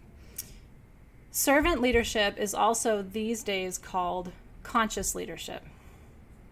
It's more of a buzz term now, conscious leadership. And it's this idea, it's a service-first orientation, an SFO, service-first orientation. Other people's needs are the priority. What do you need to do this job more easily? What parts of this job are confusing to you? What parts of this job are creating obstacles for you? Where do you feel stressed when you're doing this work? Because if you as a leader can be asking those questions, it's not about you. It's not about what you think or you having the best ideas. It's a collective, a collaborative environment, is service leadership. Now, it's not codependent. It's not someone saying, well, I don't want to work that hard, and you going, okay, well, let's figure out a way to make this easier for you. It's not that. That's codependency. I don't want to work hard. Okay, well, let's figure out how you don't have to work so hard. It's saying, I want us to have a mutually beneficial outcome, but I want you to help me dictate those terms. I don't want it to come from me top down. I want it to come from us collaboratively. So I need your input and I need your perspective. This is where we get that, you know, my favorite quote, it's the highest good, not the highest good, right? It's what's good for everybody, not just what's good for Athena or what's good for Sage Goddess or what's good for Candace or what's good for Michelle Quintana, right? It's not just highest good, it's the highest good. What's good for everybody? Because again, if you're in an organization and it's good for you, but it's not good for everybody else, that is not an organization that's going to thrive and last for very long. The other buzzword coming out of this framework is this idea of shared power. And to me, servant leadership is the model of leadership for priestessing. There has to be shared power. And if you think about it, now I try to do this even in Soul Shift. When I make decisions about programs, don't I always come to you and go, I'm thinking about doing this, or what would you think of that? Or I'm considering changing the program. At the end of the day, I ultimately make the changes that are best for everybody included. But I try to solicit your feedback and your perspective, because this is not just my program. This is our program. And if it doesn't work for you, but it works for me, it's still not going to work. And I think that's ultimately, it doesn't mean ceding your authority. Obviously, at the end of the day, I'm the one who has to teach it, build it, design it, all those things. But I like to have the input of everybody together so that everybody feels like they're co-creating something of significance, and they can look and say, you know what, I gave my 2 cents there. I put my fingerprint on that. I gave my feedback and shared what I thought. And I can see where my feedback was taken into consideration and incorporated as this thing was built. I can see where I've had an impact or an imprint on how things have unfolded. That is how you, and I really try to do that. I'm not always perfect at it, right? But that's how you create an organization where people feel seen, because they feel like they're part of it. I helped with that. I came up with that. I said that I liked this one and not that one, or whatever it is, little tiny things. So it's really important if you can help people feel part of the process. Now, old models of leadership say this is not what to do, right? Old models of leadership say, I build it and you just take it or leave it, but I do it, right? But what's nice about a collaborative leadership model, and a servant leadership model in particular, is it doesn't put all the pressure on one person to have all the answers. It allows, because what I have found is they are invested and they see their imprint on it, Michelle, but I also kind of like the idea that I don't have all the answers. When you guys give suggestions, you come up with things that I would never have come up with. My team this week, redesigning that process, would not have happened if I just put my foot down and said, here's how we're doing it. It just wouldn't have happened. So it's kind of a cool thing if you can release a little bit of control. And that's the hard part, because your ego will say, well, I know best, so I'm going to do it my way. And it's you kind of have to let go of a little bit of that. But the reward that you get is and people who are invested in what you're doing. And maybe they're smarter than you are sometimes. Maybe they have a better idea than you have sometimes. And if you can learn not to take that too personally, where you're like, well, I should have come up with that. But you didn't. And who cares? Because somebody else did, and now everybody's rowing in a better direction. And nobody thinks less of you. My team didn't look at me this week and go, well, you should have figured that out.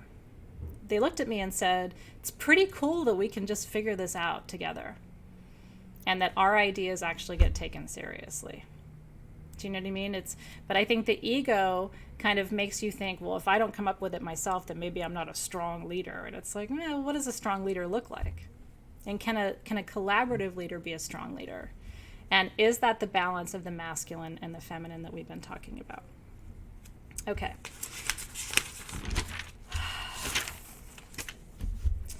Our pillar of priestessing this month, trying to figure out how I want to do this. We're going to end up going over by about 5 or 10 minutes today, and I apologize for that. I try to keep the classes at 2 hours, but sometimes it's hard, but I want to cover everything. I want to briefly go over your symbol with you. I already showed you how to trace it. I want to show you your ring. This is the symbol in your Angela Foe series of union, of the connection. It's the 1+1.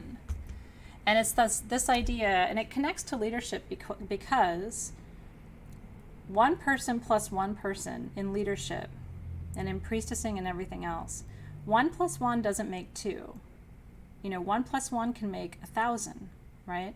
It's this idea that 1 plus 1 is more than 2. It's the union of forces. And this circle represents the container in which it's not just me doing this. I have to have you.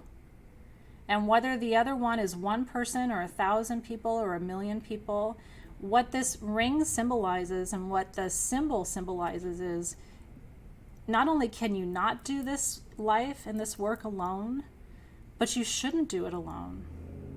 You don't always have the best ideas by yourself.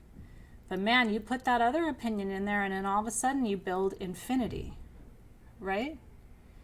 And so what I want you to think about as you wear your ring or as you draw the symbol or whatever you do with it is you're better together than you are alone. You're better with your partner. You're better with your team members. You're better with your brothers and sisters here. You're better with... Nobody does anything great by themselves. You think you do. And it goes back to, how many women have had immaculate conception?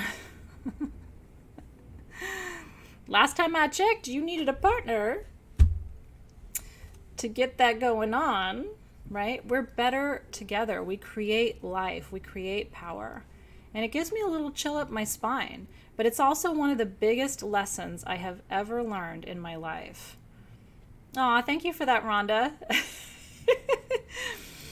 Mwah. I like you too.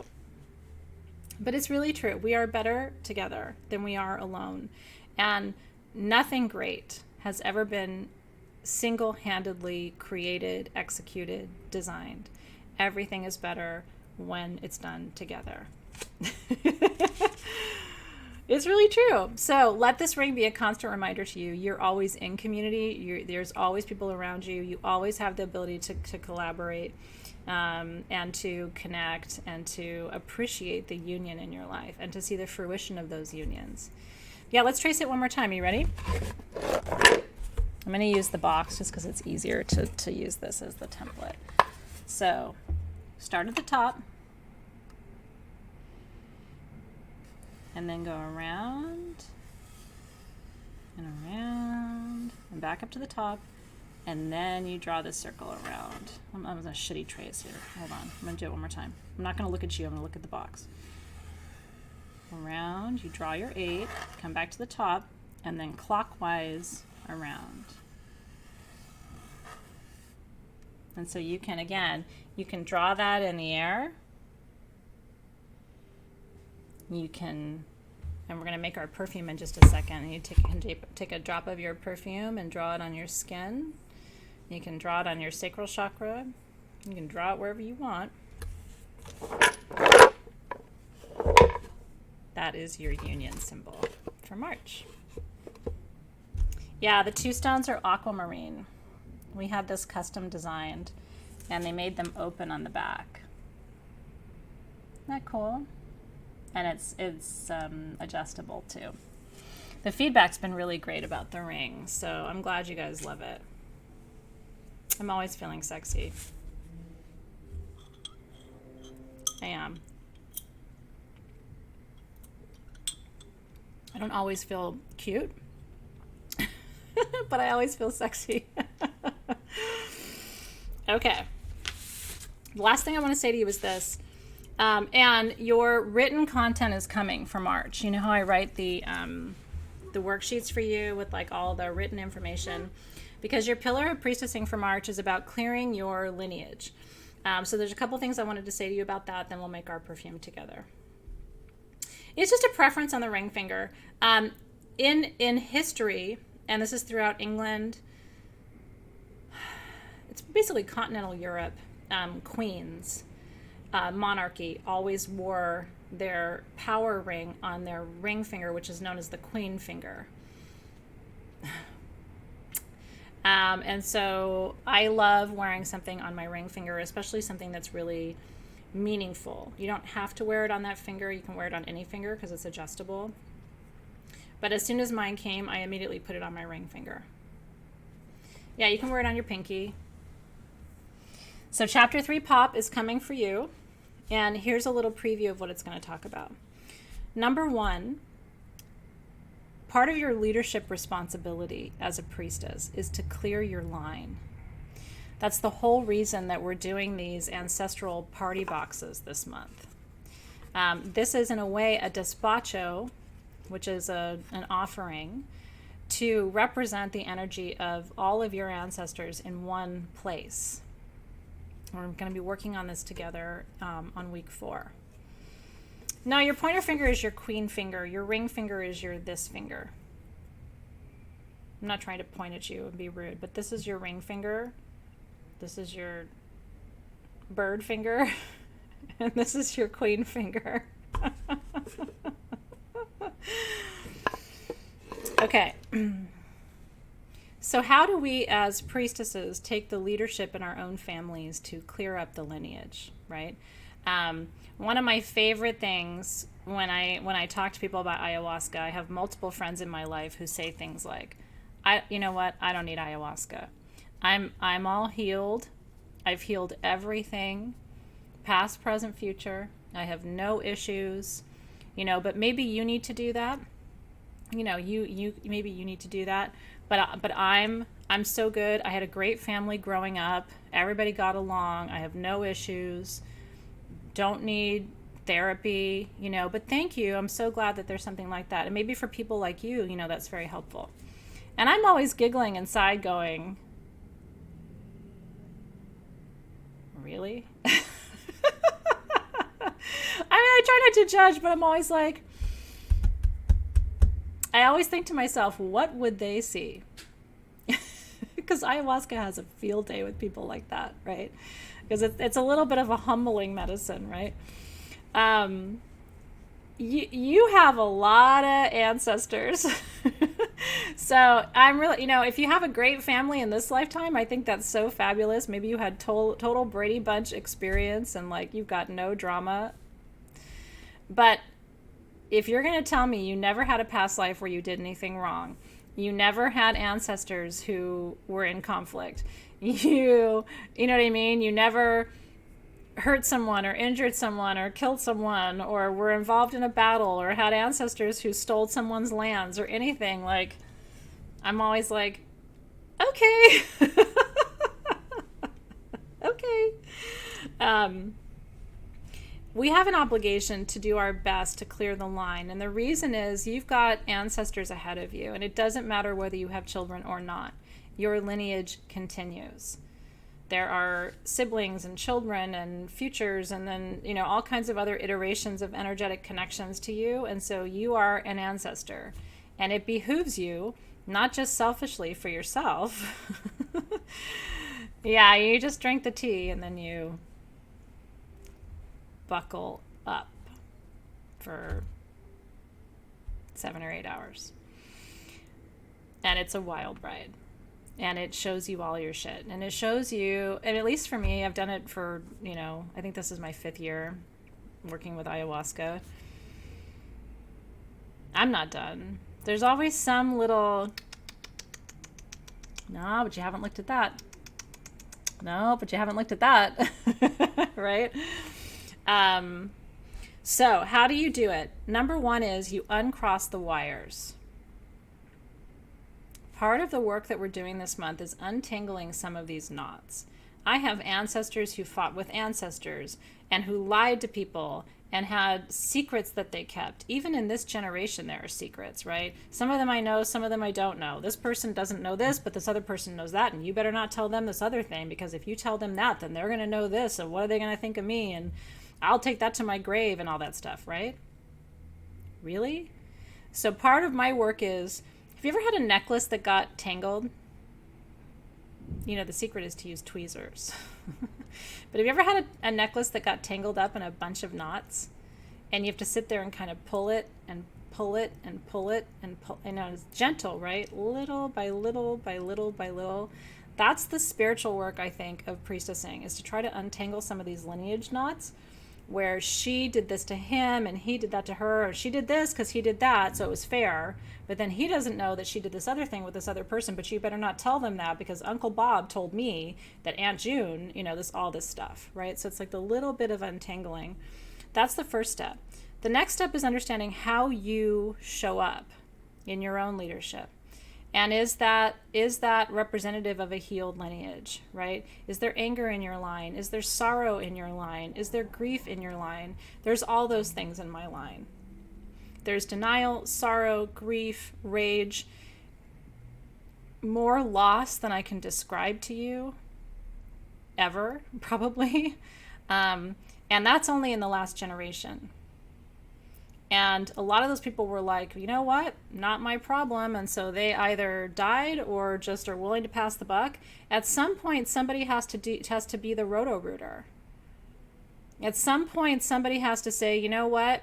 I'll pull my van up and I will unclog those pipes. I'll do it. I will roto-rooter that stuff, right? Somebody has to stop and do it.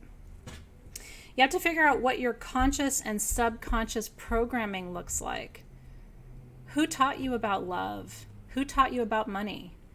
Who taught you about what it was like to be in a relationship? Who taught you about union? Who taught you about partnership? What did they teach you? What didn't they teach you? What did they model for you that worked? What did they model for you that was dysfunctional? And how are you working through all of that? The questions I'm going to have for you in the written content that I'm going to post for you on this chapter 3 is going to help you answer some of these questions. There's no right answer and there's no wrong answer, but it's important to look at all of this, right? Who taught you what and how, and then how did you get imprinted from those things? And then the last step is to figure out to what extent you can re-architect or re-engineer some of these contracts to make them more functional and to help them be aligned with service. Because again, I think the ultimate call is to service. Now, Sarah's asking a great question. What if you're adopted? And this might surprise you, Sarah. I don't think it matters. I'm really talking about your soul more than I'm even talking about your material lineage.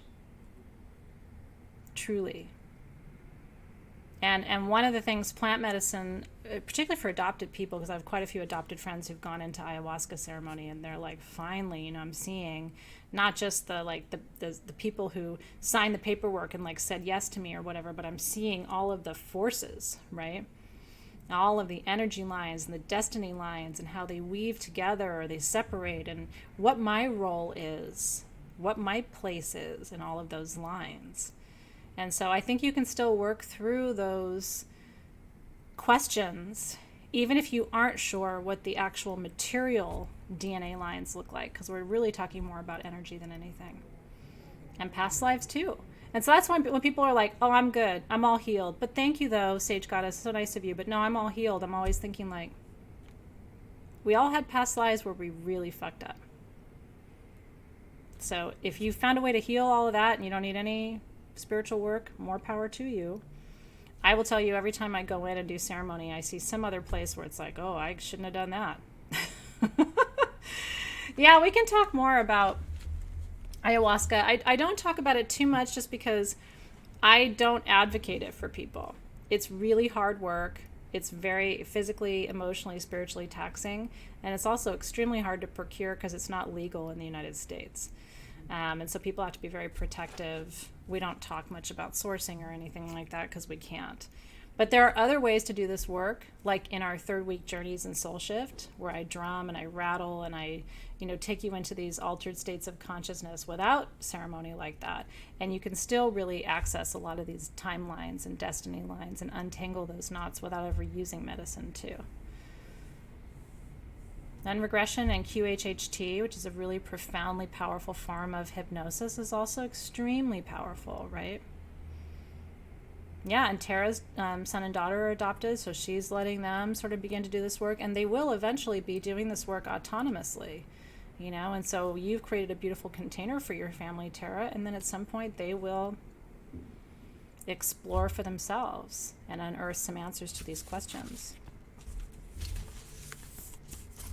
It was pretty rich topics for tonight, wasn't it?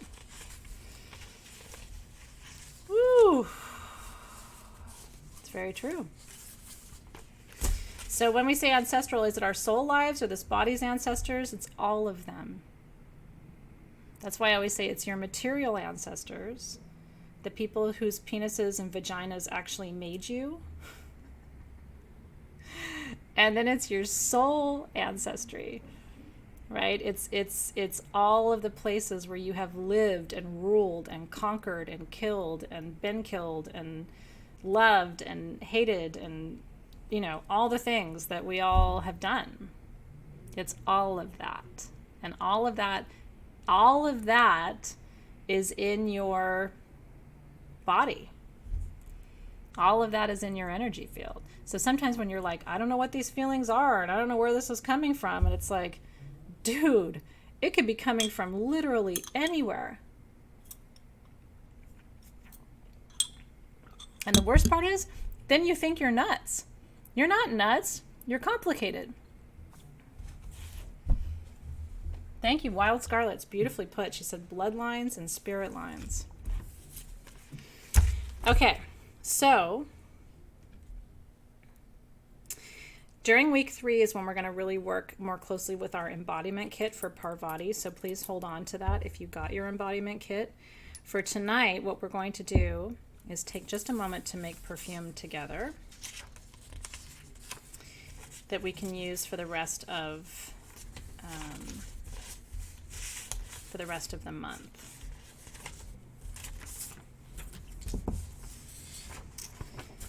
So I want to begin by teaching you about yarrow. It's very complicated. So yarrow is this oil right here.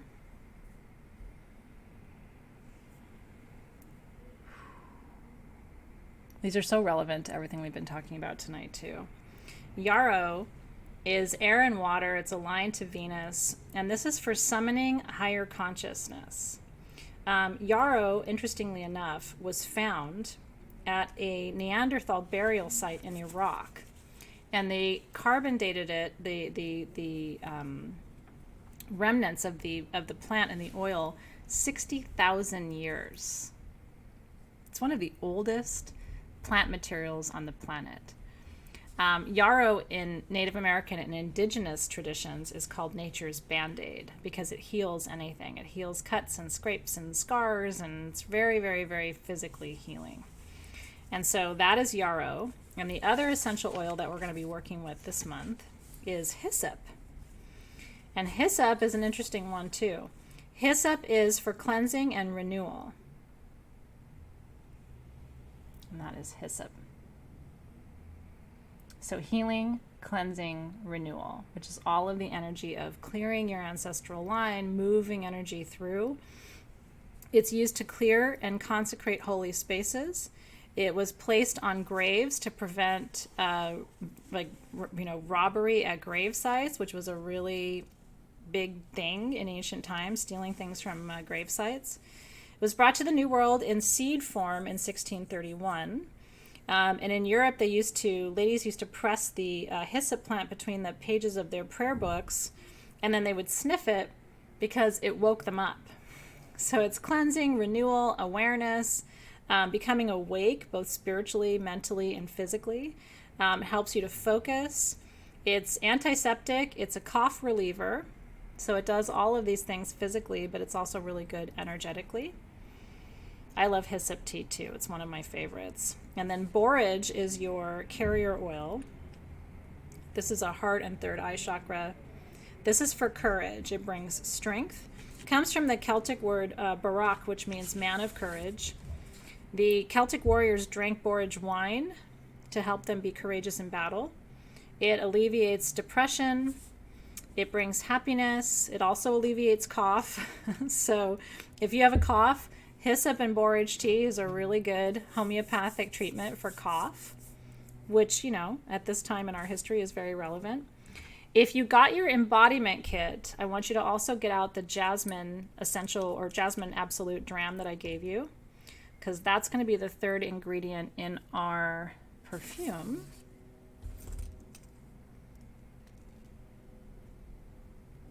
Oh, I always have a hard time getting those little caps off. Okay. So, because I wanted you to add a floral note, and that is probably one of the best. Jasmine is an aphrodisiac. In ancient times, it was thought to bring feminine power. And I think of yarrow as being somewhat masculine power and jasmine being the balance of feminine power, hyssop being sort of in between. Hyssop is like the integration of the masculine and the feminine. So what I want you to do is I want you to hold up your 3 oils, and I want you to figure out what you want the balance of this perfume to smell like. The embodiment kit is a kit I have each month. It's optional, but it honors the goddess or the god that we're going to be working with. Like we had Danu in January and Freya in February, and we're working with Parvati this month. So there was a candle that looks like that, and then there was a perfume that looks like, my cap is kind of wonky. This is the perfume. So that's the Parvati perfume, and then you got a dram of Jasmine Absolute with that kit too. So it's optional, you don't have to have it, but if you do have it, grab your Jasmine because I think it goes really beautifully. So I'm going to blend equal parts of my yarrow and hyssop. I'm going to save about half because I actually think I'm going to make a coughing potion.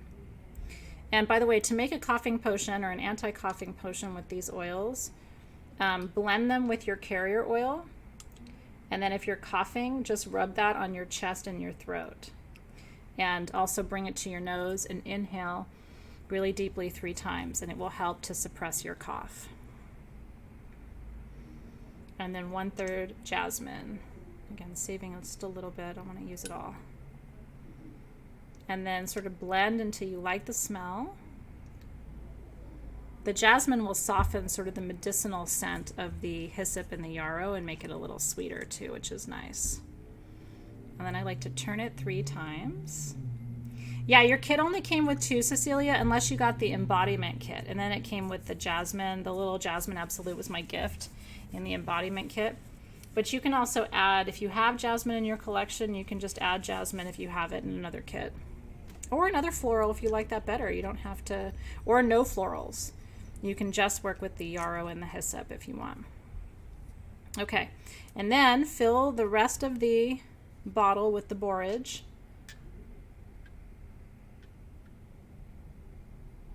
Up to the top. That's going to soften the scent too and help those oils to meld together. And then I like to turn it 3 times. And so this is courage, cleansing, renewal, summoning of your highest consciousness, and courage, of course, your highest self, as well as passion and power.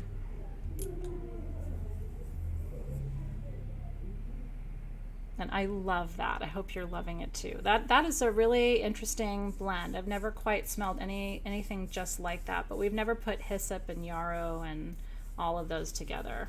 And then if you want to, you can draw your symbol on each arm. You can draw it on your sacral if you want. You can draw it in the air to activate that symbol of union. And that is your anointing blend for the rest of the month. So keep that with you. Your kit comes with a label. So if you want to name your perfume, like the Healer's Courage or Renewal Blend. Ooh, Tina added lavender. And amorous would be beautiful. Amorous would have a whole different level to it too. You could blend your best sub for jasmine would be rose probably.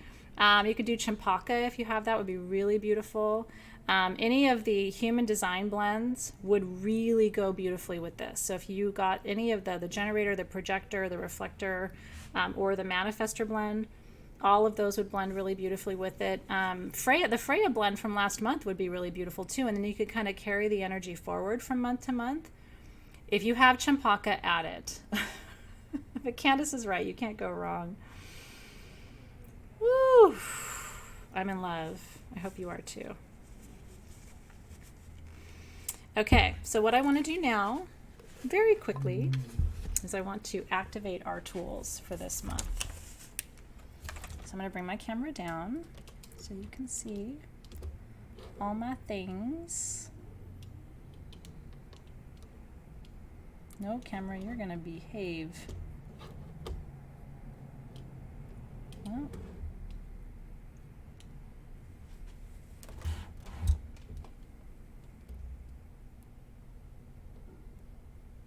Sorry, guys.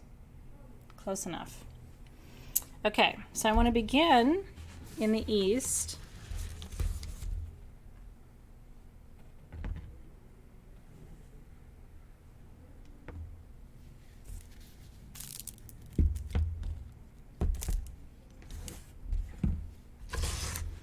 By welcoming in my herbs for the month, red sage and hydrangea, giving thanks to the mother plants for releasing those beautiful tools for our use this month and welcoming them in. In the south, I want to welcome our candles and those tools to help us open our circle. Both our Soul Shift candle for the month and our Parvati candle for our embodiment kit. I want to welcome in the essential oils of yarrow and hyssop with borage and the blend that we made, as well as the jasmine absolute and the Parvati blend. In the north, I want to give thanks for our pillar with our symbol, as well as our APB, our ancestral party box, the chipstones, crystal, and of course our skull in the north. I want to welcome in our beautiful mat for the month, which we're going to be sitting inside of and meditating inside of this month. Hope you're enjoying that too. I love seeing you use it. Hopefully you saw me using it in our Crystal Masters class on top of the massage table. It was beautiful. And so we welcome in all these tools. We give thanks. They're now dedicated to our purposes for the rest of this month. Help us to work with them in a good way, activating their energy and power for our purposes together in March, including our ring. Also giving thanks for our ring and activating our ring and connecting it to our work for March as well. And together we say, Amen Aho, and so it is. Our tools are now activated, dedicated, prepared for our work for the rest of the month. And I'm very excited to work with them and to work with you as we clear the line and come to understand ourselves better as leaders, which honestly is half the battle. If you can figure out who you are as a leader this month and what the balance of masculine and feminine is in your life, that's going to go a long way to helping you and supporting you. It's really good to see you, Nathan. I'm glad you're here. Woo! Okay. Any other questions before we sign off? You can't make any mistakes with your perfume. The one thing I want to tell you about perfuming, and I'm going to be teaching more about perfuming hopefully this summer, is because my background, in my family, they were miraphors, right? My family, going back to my great-grandmother and before her, were working with resins and flowers and essential oils, hand distilling things in Greece, and that's called a miraphoric tradition. And one thing you have to know with perfuming is you have to trust your intuition.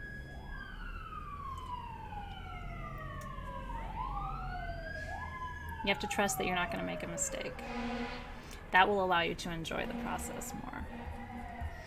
All right, and then, our next session is Crystal Masters. After that, we have our journey with Parvati. And then our last session is making our ancestral party box and preparing a despacho to help clear the lineage. And that will be our work for March.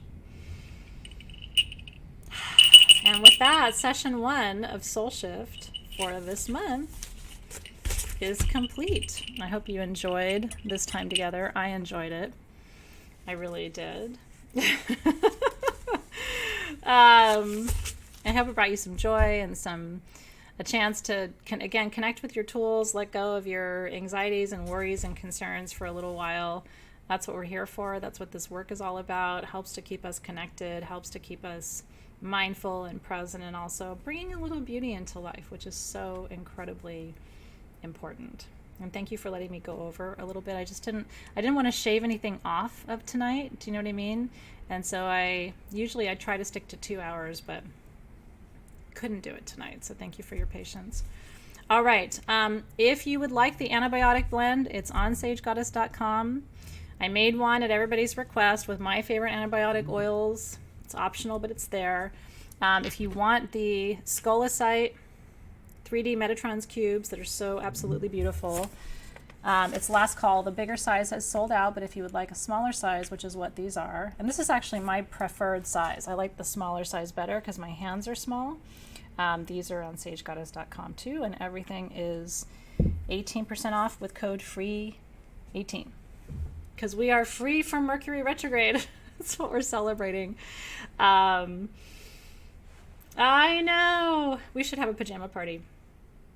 We really should. Maybe we should put that in the works. One day I'll just teach you in my pajamas. That would be really fun. I always kind of dreamed of teaching in my pajamas. I guess I kind of do in my own way. But thanks, you guys. Well, enjoy. I will come live and see you this weekend at some point. Thank you for your sweet wishes for Zoe's birthday. Like I said, Zoe turns 11 on Sunday, and she's looking forward to her Pisces party. So we'll keep you posted about that too. And then I'll look forward to seeing you next week. I'm with you every single day. We have Crystal Masters. We have Ostara Ritual. We have a live gem sale.